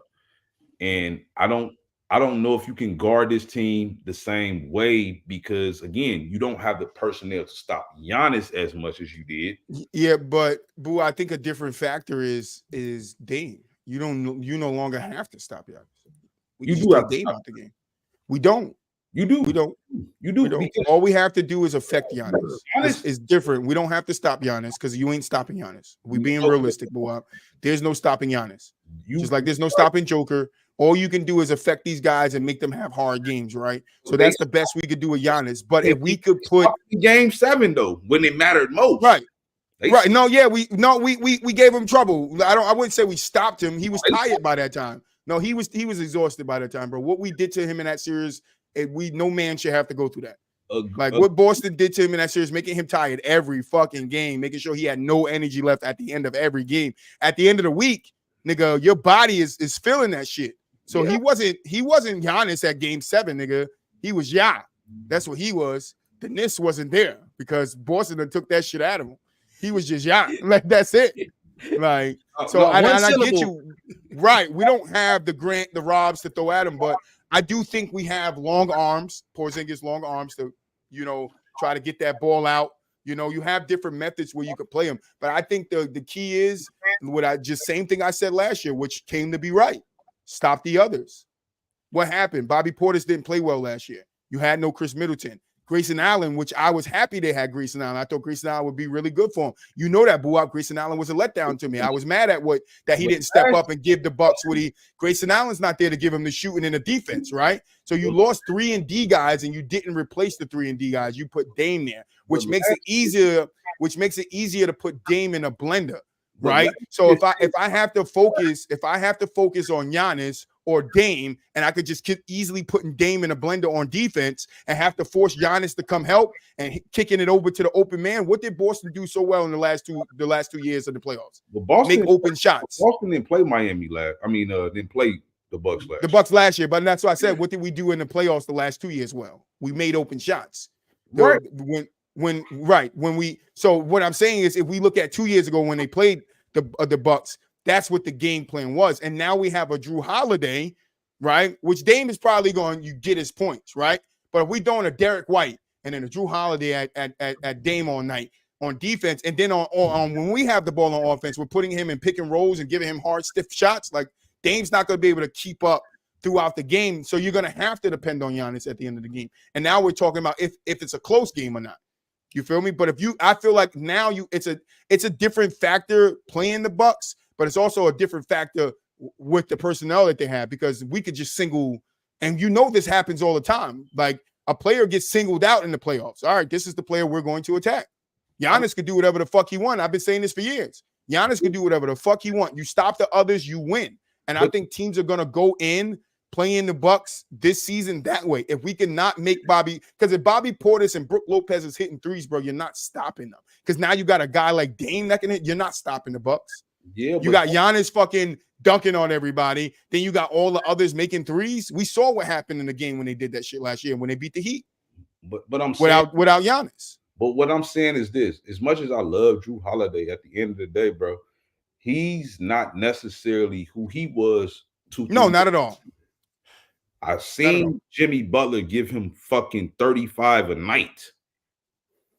I seen that shit last year. It's part of the reason, like, as much as I love Drew, it's part of the reason why he got traded as well. Because you can't just simply say that he's the same guy that he was, because that shouldn't have happened. But I think that goes into Boston's defensive scheme, that Drew doesn't have to do it all by himself. That's why I say you got Drew and you got White. Yeah, you got them both there. They're switching off, and White's young. White's going to run. He's going to get to his defensive assignments quicker than Drew. So you get to put them in the mix, and Drew's a very defensive knowledge guy. So not only is he directing people out there, he's seeing stuff that the other players might not be seeing, that the Bucks are going to miss. I think that's where he really helped them out, was on defense. We don't need Drew to get 30 points. No, he's there to be like a floor general and plus like a defensive staple guy at the same time. Like, he's still capable of guarding the team's best scorer. The question, yeah, but they're gonna get points on him. They're gonna drop some points on him. But the difference between being on the Bucks, Drew Holiday, right? Drew Holiday was still asked to be like the second scoring option. Yeah. He's not asked to do that. Asked to do that on Boston, yeah. Boston, like he was still kind of needed to do that with Giannis last year. With Giannis, yeah, because Chris Middleton. Exactly. Chris Middleton was not there, though. He was hurt again. So, of course, you need somebody to step up, and you're going to look at Drew. But what I'm seeing, though, still again, is that Giannis should be able to get off a little bit more comfortably this year, because the team personnel, as far as to slow him down, ain't the same. Now, can they take Dame out the game? I think so. I believe this. I think that's if Boston does win this series, that's going to be the main reason why they was able to take Dame out the game. Because he needs scoring. Giannis needs scoring from other players. Like, when we collapse to the paint and he kicks it out, his shooters aren't making their shots. They're not going to double Dame, though. That's the reality. No, not at all. Derek White. I think Derek White and Drew Holiday one-on-one, I think, is adequate enough. That's what they're gonna rely on, and they're gonna double Giannis like they've been doing. They're gonna triple team him, whatever they got to do. Yeah, because you put if you throw JT and Porzingis on Giannis, that's tough. That's definitely tough. That's tough. It's not something easy to get through. That's tough. That's tough. You build a wall with Giannis. That's what you got to do to slow him down. They can still build that wall, and that's what you need to do, because we have the length. Yeah, you still have the length. You're gonna have to need the wall. Now, granted, you had better initial players, because a guy like Grant Grant Williams is not The somebody body you- contact, You're yeah. you're not going to depend on him to get 30, 20, 15. You're not even depending on him to get 10 points. If he get 8 points, that's a Nigga, good you game. happy. 6 is good, nigga. Like that's cool. We cool with 8 points from you, Grant. Thank you. And you guarded Giannis all night. Thank you. Rob over there shadowing. Like, so it's a beautiful thing. So they're gonna probably more than likely they might go Jason Tatum on him initially. They might go. I wouldn't put Jason Tatum on him. I probably would put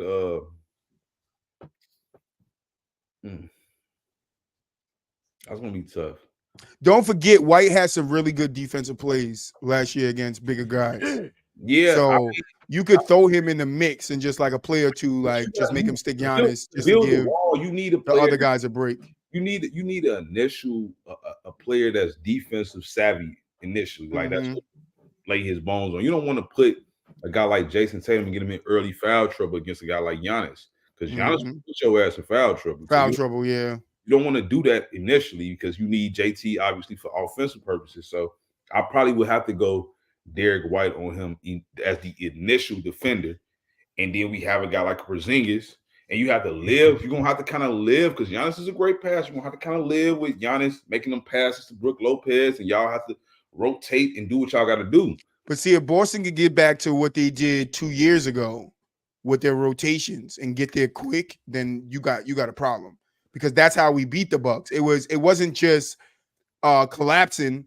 It was we would collapse and get back to the perimeter so fast and so efficiently that shooters would struggle to shoot. Boston has to play that type of defense. And if we could play that type of defense throughout this whole playoffs, I don't think anybody beats us.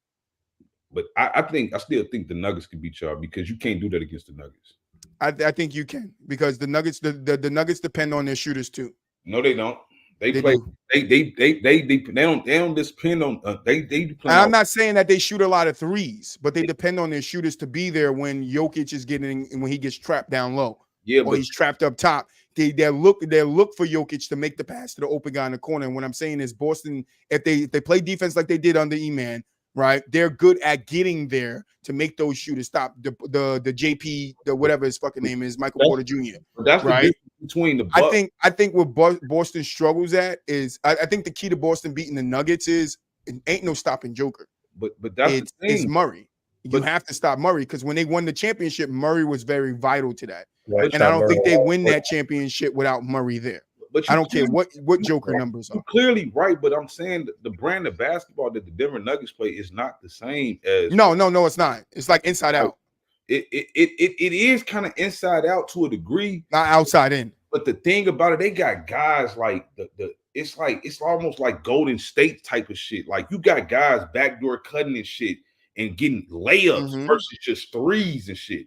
Like that's the difference.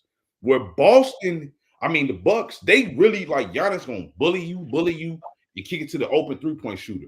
Ain't nobody coming to cut and shit like that. Where in Denver, them motherfuckers with Giannis, you can't have that many cutters around Giannis, because Giannis is the goal man. But you can. You can. No, I don't think so. The way that the Nuggets do it, because the way Joker plays is you can have all these pieces moving around him because his eyes are like, okay, I see him going there. He's going there. I could kick it here. He's going to be in this spot. I could put it there. Giannis isn't doing that. But you know what I'm saying? Those things. They just he can, but he isn't. Players don't play like to the level of Jokic, so that's the problem. Not to the elite level of Jokic, because Jokic is able. The way Jokic sees the floor is like I don't know who else we could say. Maybe Magic, right? The way they see the floor is like unique in a way where they can see a guy at the smallest point of their fucking peripheral vision to hit him in the corner on some stupid ass pass he did. You feel me? That's honestly what separates Jason Williams. Jason Williams will be another one, because the elbow pass. You gotta know what you're doing to be able to make a pass like that. That's transition with Jason Williams. Yeah. But you still gotta know how to hit the ball with it, put the ball with, to do like those trick passes and under the legs and shit like that. Nigga, you know how many people could try that and throw that shit out of bounds? Like Steph threw the ball behind his back and he threw that shit 4 rows into the stand. But you're right. But I'm still saying though, that's still transition. Like no, 100%. Catch your team off guard like that. Like what I'm saying is that if you gave Giannis the ball and you got 2 people collapsing on him, I done seen him dying people for an easy dunk. Mm-hmm. Problem is, it's not consistent. System. These guys they literally wait and watch. Stand there, yeah. They bird watch Giannis. But you know why? It's because Giannis is so off of him. right. But it's because Giannis is so dominant down low, you can't clog down there. So if I got guys cutting down there, you're putting an extra defender down there. I think that's why guys stand there a lot when it comes to the Bucks, because Giannis is a cutter. Now, if Giannis had more of a jump shot, I think you'll see a lot of more guys cutting, because Joker is a way better shooter than Giannis. Exactly. So you can't sit here and think that, oh, he's just going to the paint. No, look at the threes he was hitting on AD, which is one of the best big man defenders that we got in the league. Perimeter Those 2 threes he hit last year on him in the Western Conference Finals, shit was sick. They feel me? They still was bailout threes though. Like they were, but he still hit them shits. He still hit them shits. You gotta respect. You gotta respect a Jokic more than you respect a Giannis in that sense, right? Because if you're gonna sag off a Jokic, he's gonna make you pay for that. You feel me? Regardless of the fact of how you feel, right? And even if he does drive or go to the lane or try to get inside, he's gonna get to the foul line. But the thing that's different between Jokic and Giannis is Jokic is probably gonna make them foul shots. Giannis might fuck around and miss them things. So even in the way that they both play, you see Jokic, he'll be there more stagnant, but everybody else is literally moving. The pieces are moving around him, where or if you on the Bucks, Giannis is moving and the pieces are still around. Exactly. The pieces are standing around, because if the defense is going to sink and closing toward Giannis, he's going to have open people to find for the 3-point shot. This is completely different to where Jokic is at, because he posts up at the perimeter at the 3-point shot, not even at the free throw. He's at the 3-point. So if you're moving around with all the guys moving, he's gonna take that shot back. I'm gonna knock it down. But if you're trying to come up on him and suck on, bow. I got Aaron Gordon, I got KCP, I got all these other guys that that can cut. And I think that's the ultimate difference between a Mike Malone offense and a Doc Rivers offense, because Doc Rivers knows we got this guy that can get to the rack at all times, anytime he wants. But that can hinder us because all of our other guys are going to be stagnant when he's moving. In Mike Malone's offense, we got this guy who can not only get to the rack, he can shoot and he can pass. So now we got a whole 3-4-way system where we can move and work. And this guy's there, that guy's there, that guy's there. This nigga literally stands at the 3-point line like this and waits for somebody to get open and delivers a fucking dot every time. Like that's your game.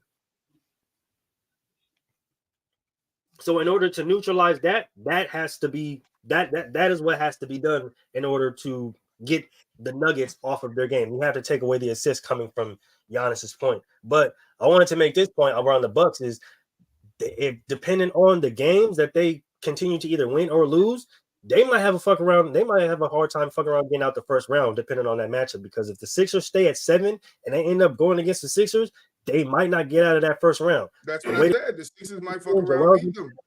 Maxey's been playing a lot better. You're gonna get Tobias Harris back right before the playoffs.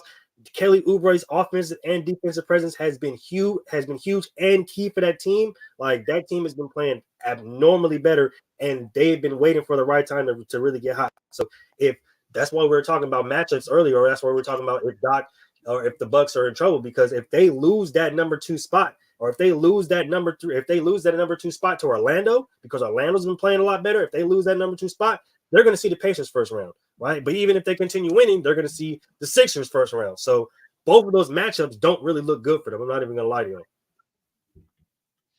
Anything to add, DJ? Nah, y'all spitting.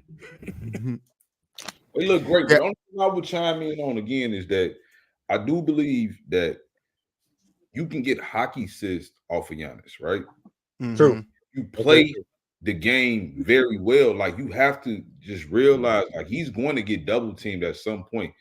Like you might not cut and get a basket, but if you cut and make somebody else react to you getting in the open space, here goes somebody else cutting. Like I played basketball. It's got to be like a flow of things. A flow, yeah. It got to be this. So like, but the flow on the Nuggets is different from the flow on the Bucks. It's more natural. It's more easy because when you got a guy like Joker, it becomes more easy because these guys can move around knowing that Jokic is going to find them if they're open. Sometimes a guy might not even know he open. Jokic know he open. The thing about it is if Giannis is inside, if he's outside the 3-point line, he gets the ball. I don't have to guard Giannis right there. I know that. I don't I have just to back guard up. him. I can Ben just. Simmons treatment. But at the same time, I don't want him running at me either, though. True. Like that's the problem too. Hey, if you set your feet the right way outside that restricted area, nigga, that's a charge every time. It's not. And he's the high. He is. He's the most. He has the most charges. He does. In the league. But it's not a charge every time because every time he's not going to just try to go through you. When a player is coming downhill at you, he might Euro step. I get what you mean, but I'm just saying. I watched Paul George on his podcast talk about when LeBron dunked on his ass. Like he was like lost in the sauce. He like, damn, should I stand here?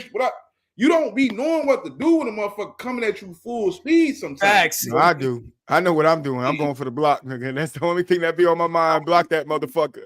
You don't know I don't know how I'm gonna block it, but that's all that be on my mind. Block that motherfucker.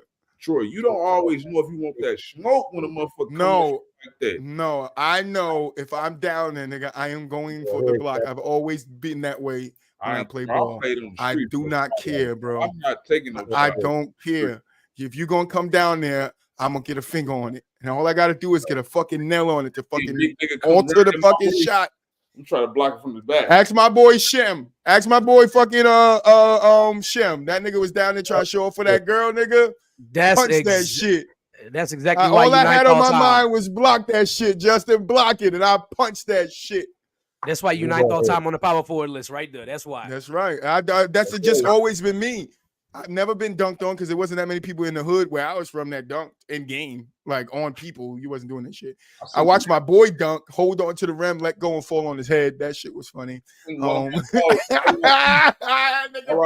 my dog, Jeremy Adams. I'll never forget. Bro, windmill the motherfucker. I'll never forget that shit. Dunked on his ass. I'm like, boy, why would you stand there and let this? Now I seen people get dunked on, but I was never in a game when niggas dunked on me. Man, my white homie stood up, bro, and took a charge like we in the game.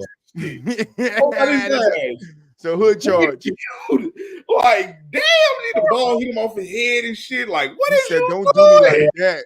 Don't do me like that. Like, bro, ain't nobody doing me like that, bro. Ever, don't do me I like ain't that. going for that one, bro. I'm gonna swipe your feet, nigga. You falling, bro. You playing with the wrong one. I put a chair there. You know how they say you pull a chair when a nigga bang you down? I put a chair there. I put a chair there. You go, nigga. Trip over that. This was like I said, this is like some shit that a team of, like, if you're trying to take a charge against Giannis, like you don't want to guard him out there and you waiting for the charge and shit. No, but the charge comes last second. You don't set up for the charge and just stand there. You don't never just set up for the charge, bro, because like unless you shit be like real quick, man. You gotta get there real quick.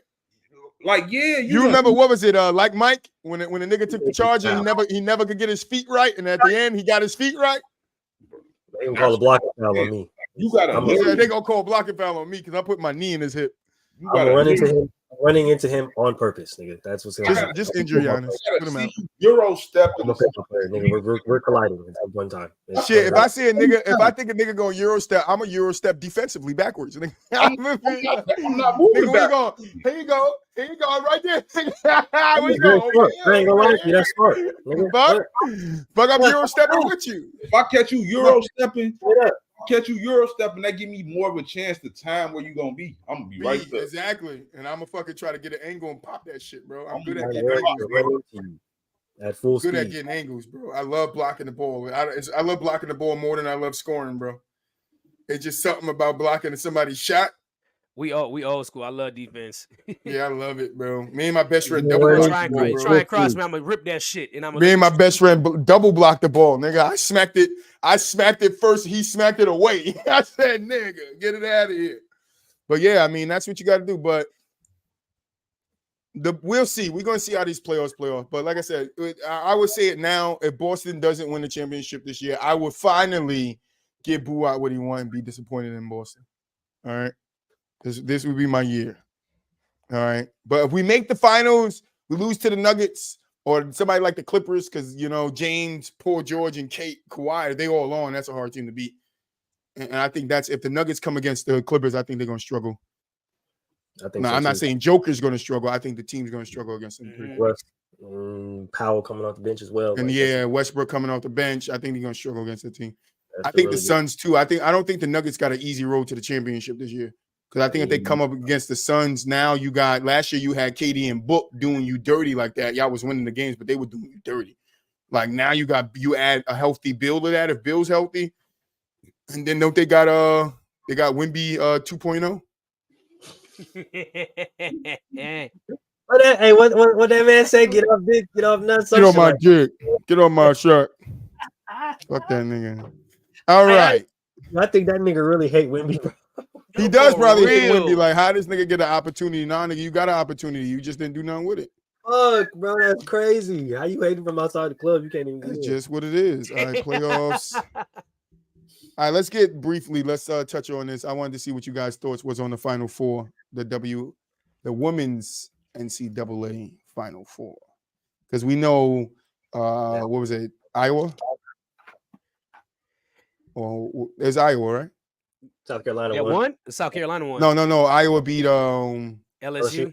LSU, Yeah. and then they UConn. beat UConn, which was a controversial call at the end of the game, which let them because they almost didn't get out of UConn, and then they lost to North Carolina, right?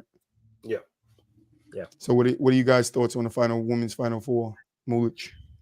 I'm not gonna lie to you. I thought it was dope. I'm sitting here watching the men's national championship right now. So after watching the women's yesterday, just I kind of predicted what was going to happen. Iowa didn't have the length or really the depth to compete or bang with South Carolina.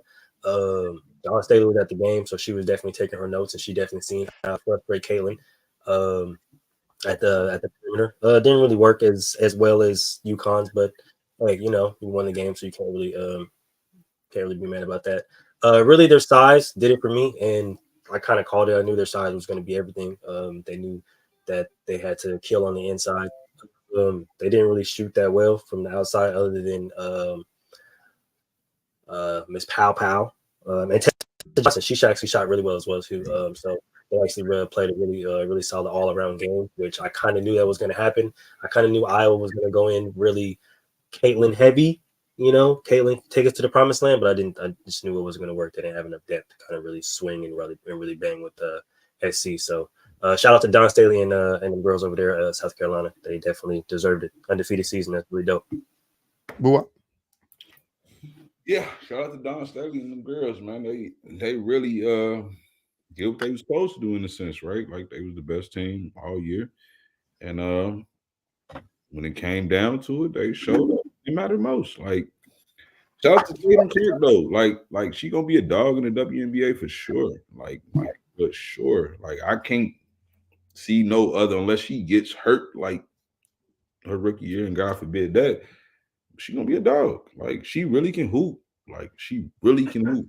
Like and you can still make a case for her to be the GOAT of women's college basketball. Like that's just the reality. Like she held it the fuck down for 2 years. Like she's been in like major conversations for like the last 2 years. Like so, but still, shout out to Dawn Staley and them girls. Like they really did their thing, and they a model of consistency. At the end of the day, I think this is what 3 and 6 years of Dawn, something like that. DJ? Well, Dawn, and let me start with Caitlin. Caitlin had a phenomenal college career. She's going to the WNBA.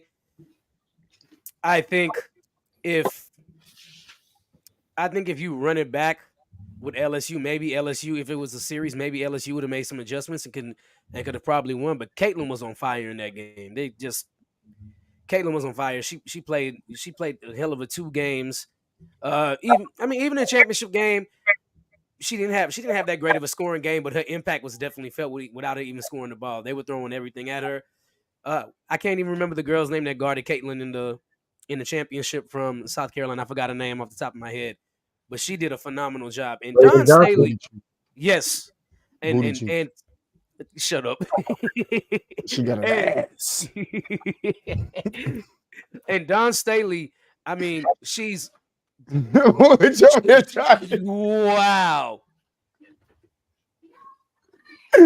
Moon started dying, bro. Nigga started rotating back there. He was like this, yo. He was like, Oh shit, bro! I'm crying here. Um, God damn it! I'm not. Dawn he- Staley he- has already Troy Dawn tell Staley my has life. already immersed herself in GOAT talk as the coach in NCAA women's basketball. She's already put herself in the conversation of being top 10 with winning 3 titles in 6 years, and the consistency that South Carolina has done, because it's not easy to win a college championship. It takes one bad game and you're gone. And you could have went undefeated the whole year, and because it's not a series, you're out. So like every year in college, the best team doesn't always win. It's just the team that played and showed consistency in the tourney is the winner. So for Dawn to win 3 and 6 is absolutely incredible. And I think this was her 3rd straight appearance in the Final Four.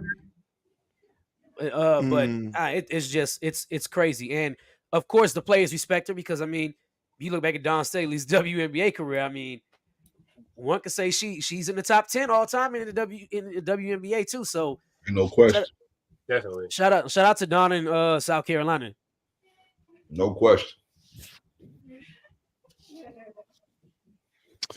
anybody want to add anything else on the women's NCAA finals? I ain't got nothing to add other than like again, like shout out to the women's sports though. Like I mean, what Caitlin Clark and Andrew Reese did last year kind of brought like some real notoriety to the game. You know what I'm saying? And I think this year that game versus LSU versus Iowa was like one of the most viewed games in a very long time for them. So like, shout out to them. You know what I'm saying? So like. LSU, Iowa, Iowa, UConn, USC, UConn.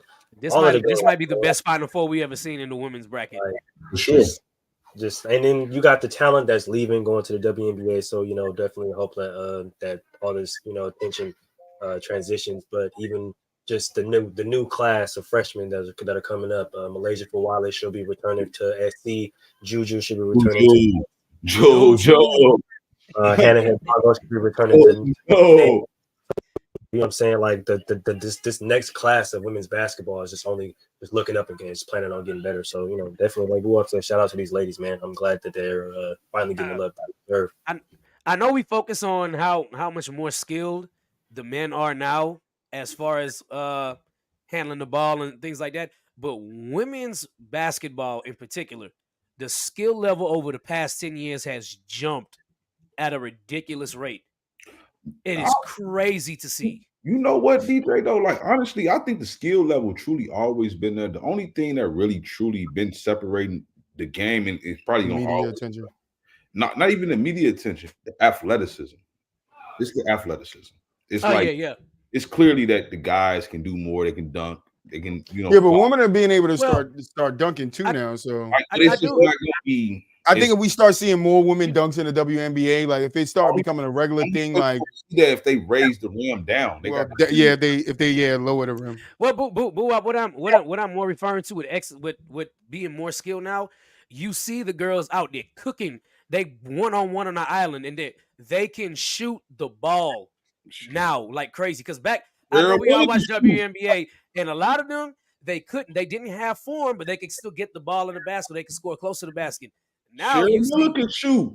Wait, hold on. Cheryl Miller is a freaking anomaly, dog. She scored 100 points in the game.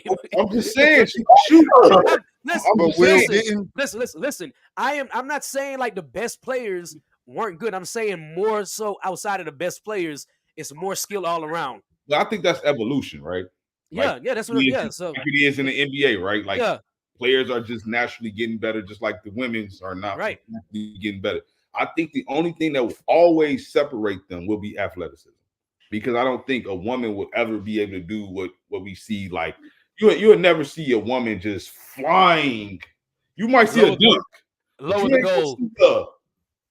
You ain't finna see an Anthony Edwards somebody like you never gonna see that probably. You never know, bro. Niggas might start doing women wheels between the legs. Bro, if I see that, bro, I wanted her drug. Really grinding might throw her off the backboard to herself. You never know. This lady. Who is this lady? If I see LeBron James, bro. LeBron James. Bro, we got a drug. This Juwana man, bro. We got a drug test up. It's Joanna Braun. It's funny that you say Joanna Joanna. Braun. It's funny that you say Joanna, man, because that's exactly what I thought about when Ice Cube offered Caitlin Clark the Big 3 contract. I was like, this is good. It's going to be in reverse, and it's not going to end well for her. But you remember when Joanna, man, went up in the pro sports league? No, Whatever I movie think was, Caitlin's and game might work with the Big 3, but I do think they're going to fuck up. I think, bro.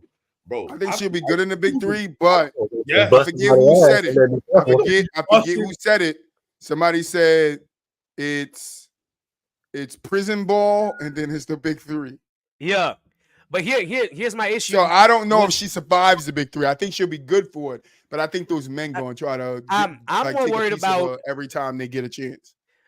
See, the one thing I was more worried about her going to the Big 3 is the ball is bigger. The ball is bigger. It's an adjustment. Could she make the adjustment? She absolutely could. After some reps, she absolutely could. But it will take time before she can actually really shoot. But she affects the game in other ways too. She's a good passer. She's a very good passer at that too. Very So good passer. And yeah. on top of that, bro, like what I think, bro, even though like some of them players in the Big 3, like we got to be truthful about them retired NBA players. At the end of the day, Or they're not all retired. They're retired NBA players. They're college guys that didn't make the NBA. They're G League guys that's out of the G League. They're overseas guys that don't want to play overseas no more. There's a whole plethora, a group of them now. But when the Big 3 first started, yeah, it was mainly made up of retired NBA players. But even with all that being said, and I agree, that's what it's consensus of. I still look at them as players that don't necessarily have that drive anymore either. To play 505, yeah.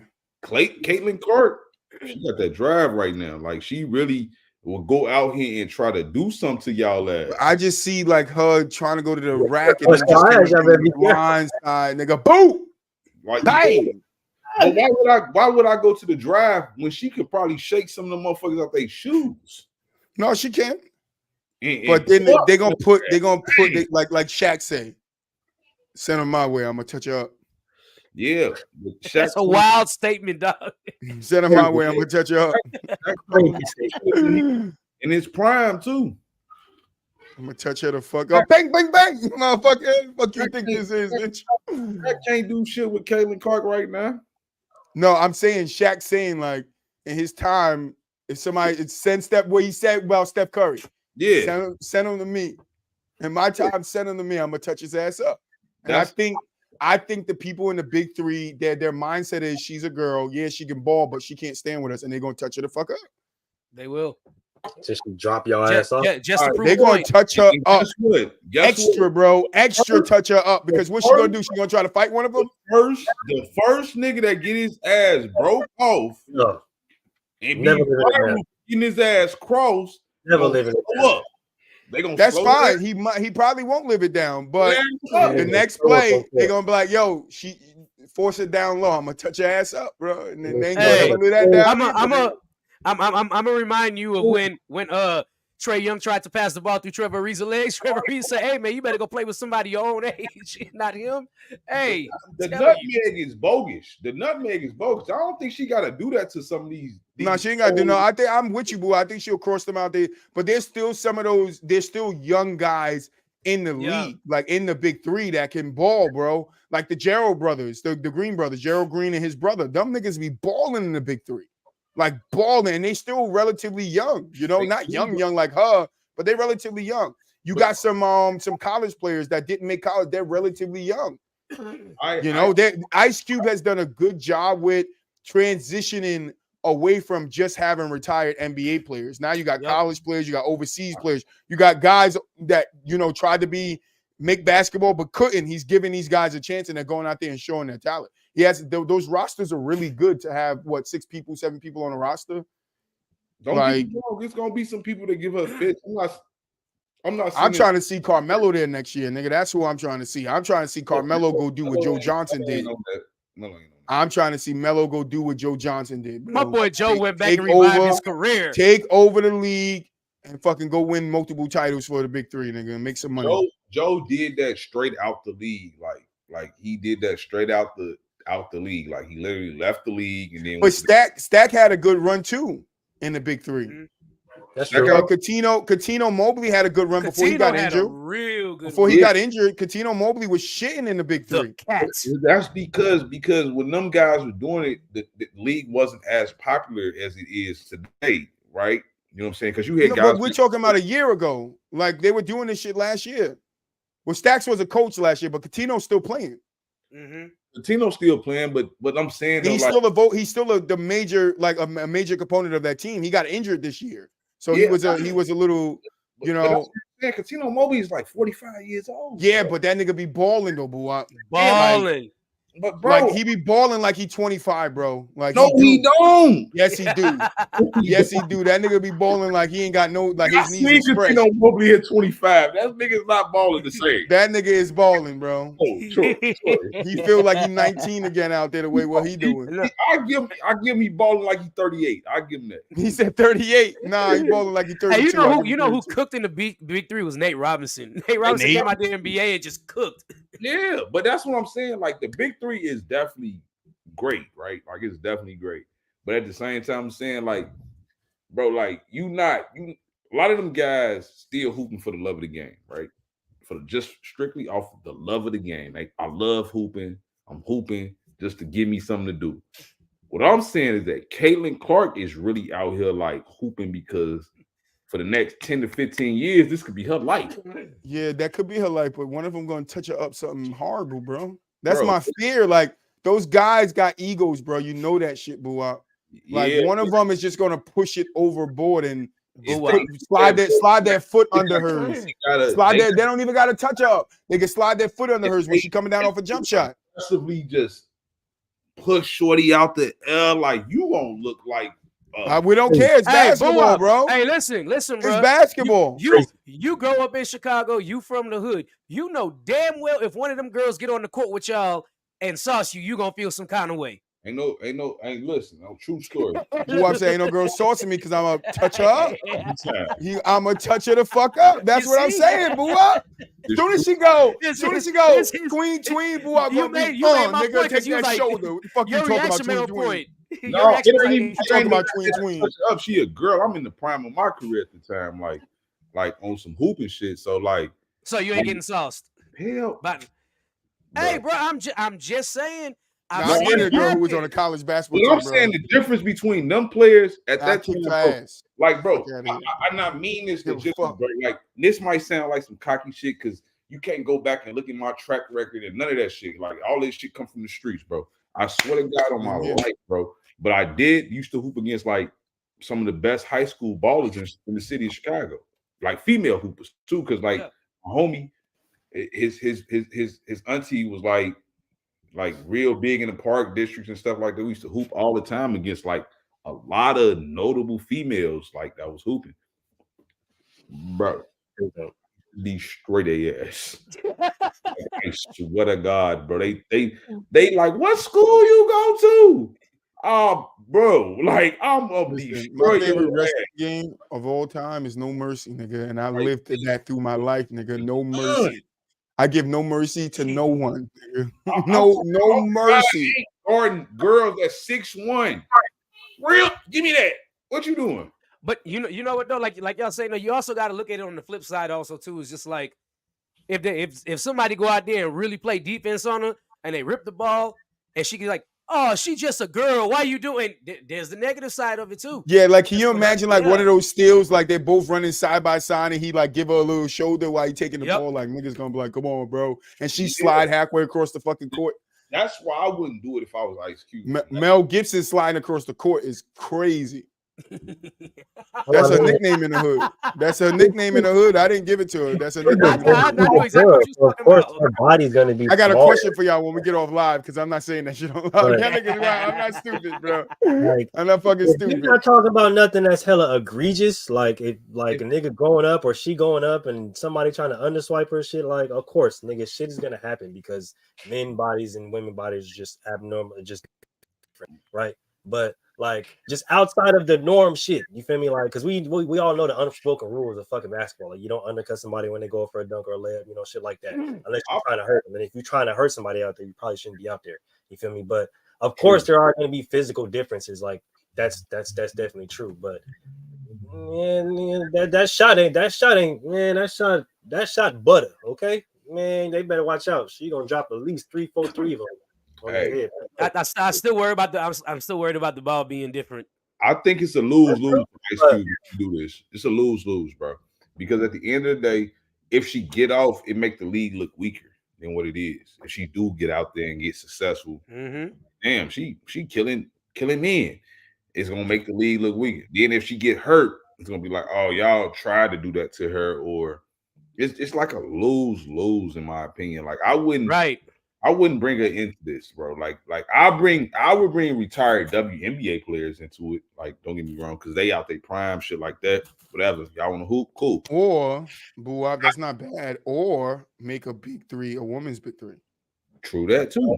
On PBT, honestly. But if they do that, why should she even play then? They should just still strictly. Well, I think the girl. I don't know who podcast it was. I'm hoping it's not Gilbert Arenas podcast. But some girl came out and she said that basically, if Ice Cube wanted to help, he's saying that he doesn't want the girls to go overseas and have to put up with the bullshit that they put up over there, which is true.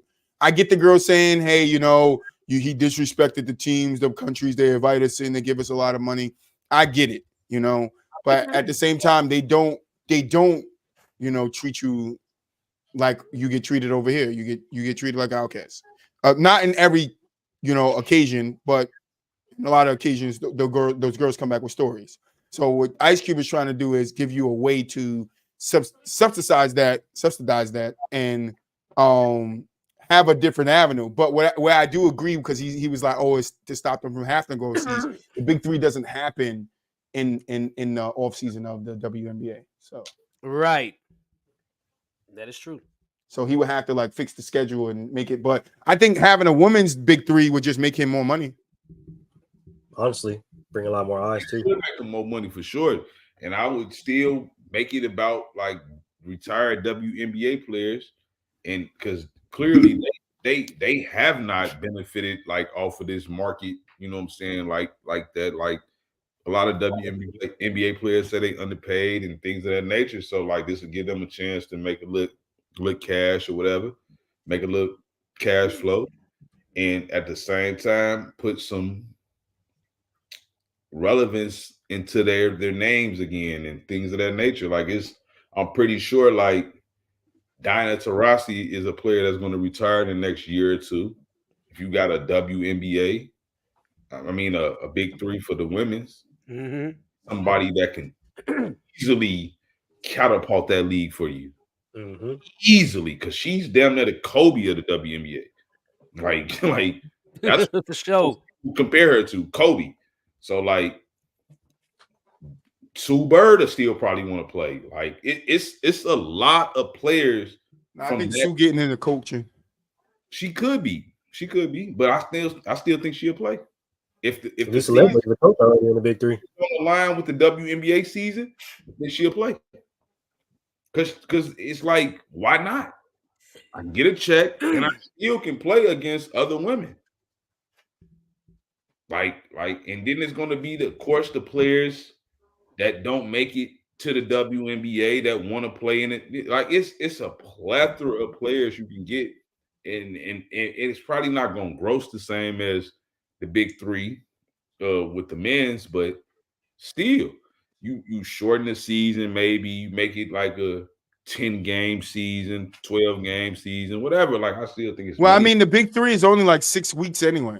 It's not long, so I think you leave it the same for the woman. It's not long. It's not a long season, but I do think at some point Ice Cube might look at extending the season, making it a little longer. Probably. All right, let's finish up. Let's get to the end of the show because we on 2 hours now. So we're gonna do Boo-Wop's favorite segment, man. Don't stop punching your camera, man. What the fuck wrong with you, bro?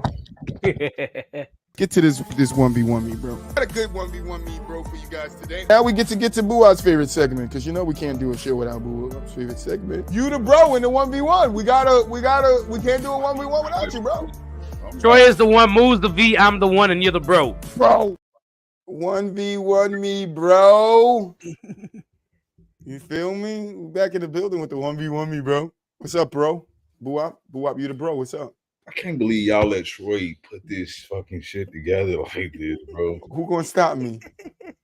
God damn, bro. Who gonna stop me? It ain't that we let him. He surprised us and like, look, we was like, oh. Nigga, I was sitting here He making own everything on this fucking show, though, bro. Like, what the fuck, bro? We let this motherfucker do this shit, bro. You let him. We don't vote on videos. We ain't fucking voting on a video, nigga. We don't vote on video. Anyway, next meeting. Anyway, that shit this is the 1v1 me, bro. You're not gonna win that vote, segment. Bro. And in today's 1v1 me, I think I got another good one. In today's 1v1 me, you got CJ McCollum versus Bradley Beal. Bradley Beal. I like CJ a lot, but Bradley Beal. I'm taking CJ. Damn, DJ. Why, boo? I said, damn, why you couldn't just sweep him, bro? Why couldn't you just sweep this nigga, bro? As soon as I saw it earlier, I was like, yeah, I'm going with McCollum. Yeah, I'm kind of leaning towards McCollum, too. I ain't even gonna lie. National championship update, UConn is beating the shit out of Purdue. You see, boo, as fast as you answered Beal, when I looked at it on my phone, that was fast. I was like, oh, I'm going CJ. Why? I like CJ's game against Bradley Beal's game. I do.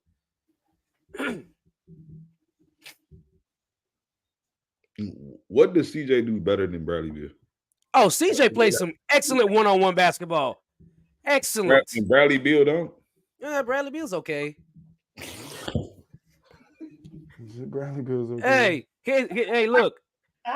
I haven't seen enough Bradley Beal play one-on-one in the games. Like I haven't seen enough of it. You know he averaged 30 though, right?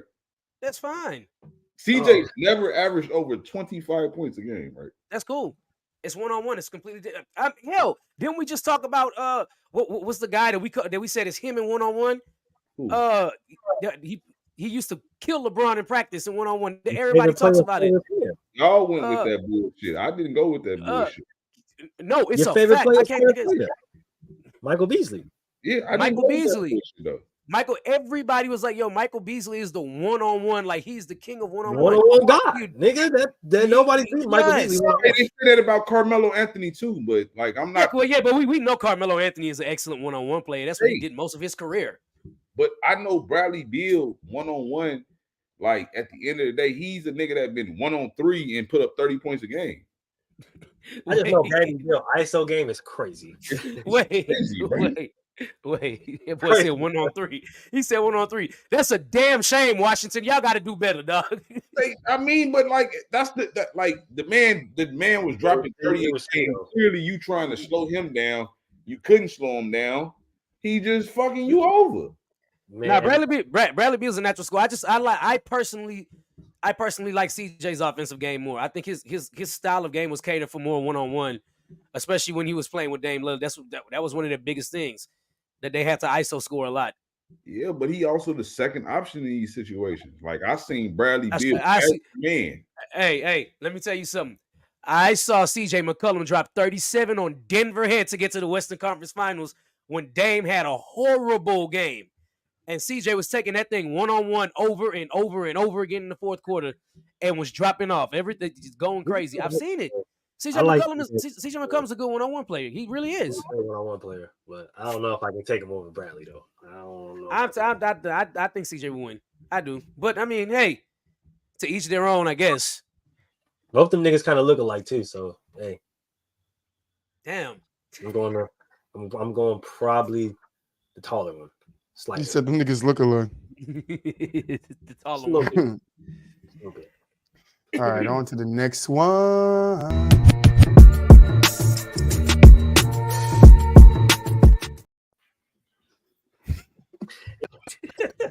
So I've actually been waiting for it in the post for a few weeks, but I will say this though: with the play-in and the playoffs coming up, don't be surprised to not see your favorite team in the finals. Mainly talking to myself because the Warriors ain't really doing that good right now. So, yeah, finals ain't gonna look like what y'all think it is. Beware, this playoffs and playing is gonna be real nice. That's it. That's it. All right, let's get to this motherfucking question of the day. Boo, I've heard it for one in what is it? The second time early?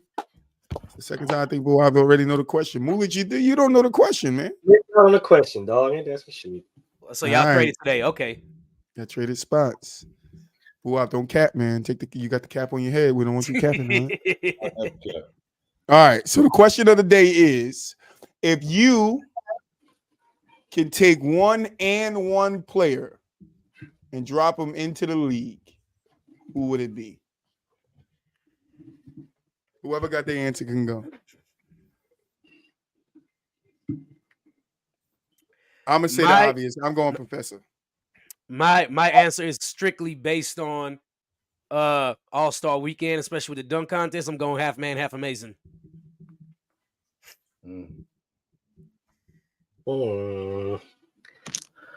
But obviously, if you're just talking about a 5-on-5 game, obviously I'll take the Professor.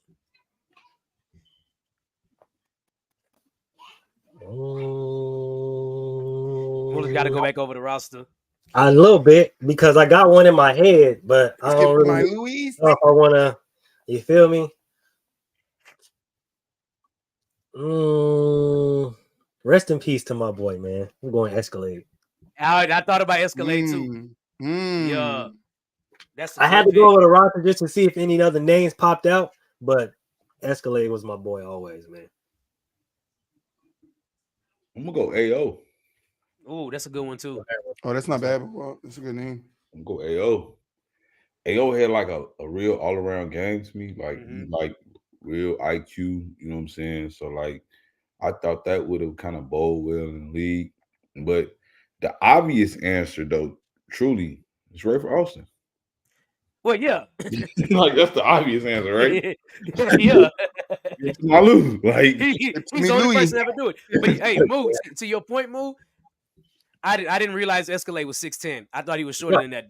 That's a pretty good because he's big. He would and he got handles. He's Mark Jackson's brother. You know what I'm saying? He can move.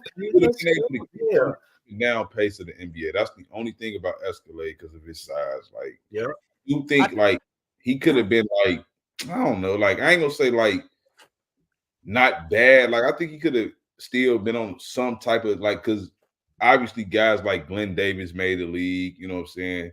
Oversized guys like that. I think he could have still been in the league because he had game. But I just think I don't know. He was I think in this era, he wouldn't fit in because they run too much. But like in the early 2000s when the pace was really pretty much at its slowest, and it was real slow and still kind of inside out. So I think he could have done. He could have made the league probably then. I mean, he maybe 10 minutes a game or something, but it'd be interesting to see because he was big. To see him and Shaq go back and forth, that would have been crazy. I would say 25 minutes. He could pass, shoot, you know. He could have been like a 6-man off a team. Like, like I could see that. For real. Troy. All right. Final. Who me? Yes. I said it. I said I'm gonna go with the Professor. That was my answer. Oh, okay. Okay, so you're right. Yeah, that was my answer. That's probably the I still watch the Professor to this day. Oh yeah, for sure. You feel me? NBA players go to him to learn moves. Like it's crazy. Yeah, he be sourcing people up, bro. Professor got it. I would have loved to see N1 stay around a lot longer. But final thoughts. Moolich, kick that shit. Oh well, regarding some other technical difficulties, really dope show. Make sure you guys catch us throughout the rest of the week. I'm gonna go ahead and leave all of that to my boy DJ Micah B. But we'll catch up with the rest of the week. Make sure y'all tune in. DJ. Yep, y'all know what it is, man. Gentlemen's Talk Wednesday. We are hopefully going to finish this round of 32 villains that has been crazy matchups and everything. Thursday, y'all already know PVT with the host Moo. Friday, the best damn football show on the internet, period, Inside the Huddle. And then catch us right back here next week, Monday, right on Basket to Basket, as Troy call it, with the boys. Catch y'all later. With the boys. Boo up. You already know, man. I'll see y'all boys Monday, man.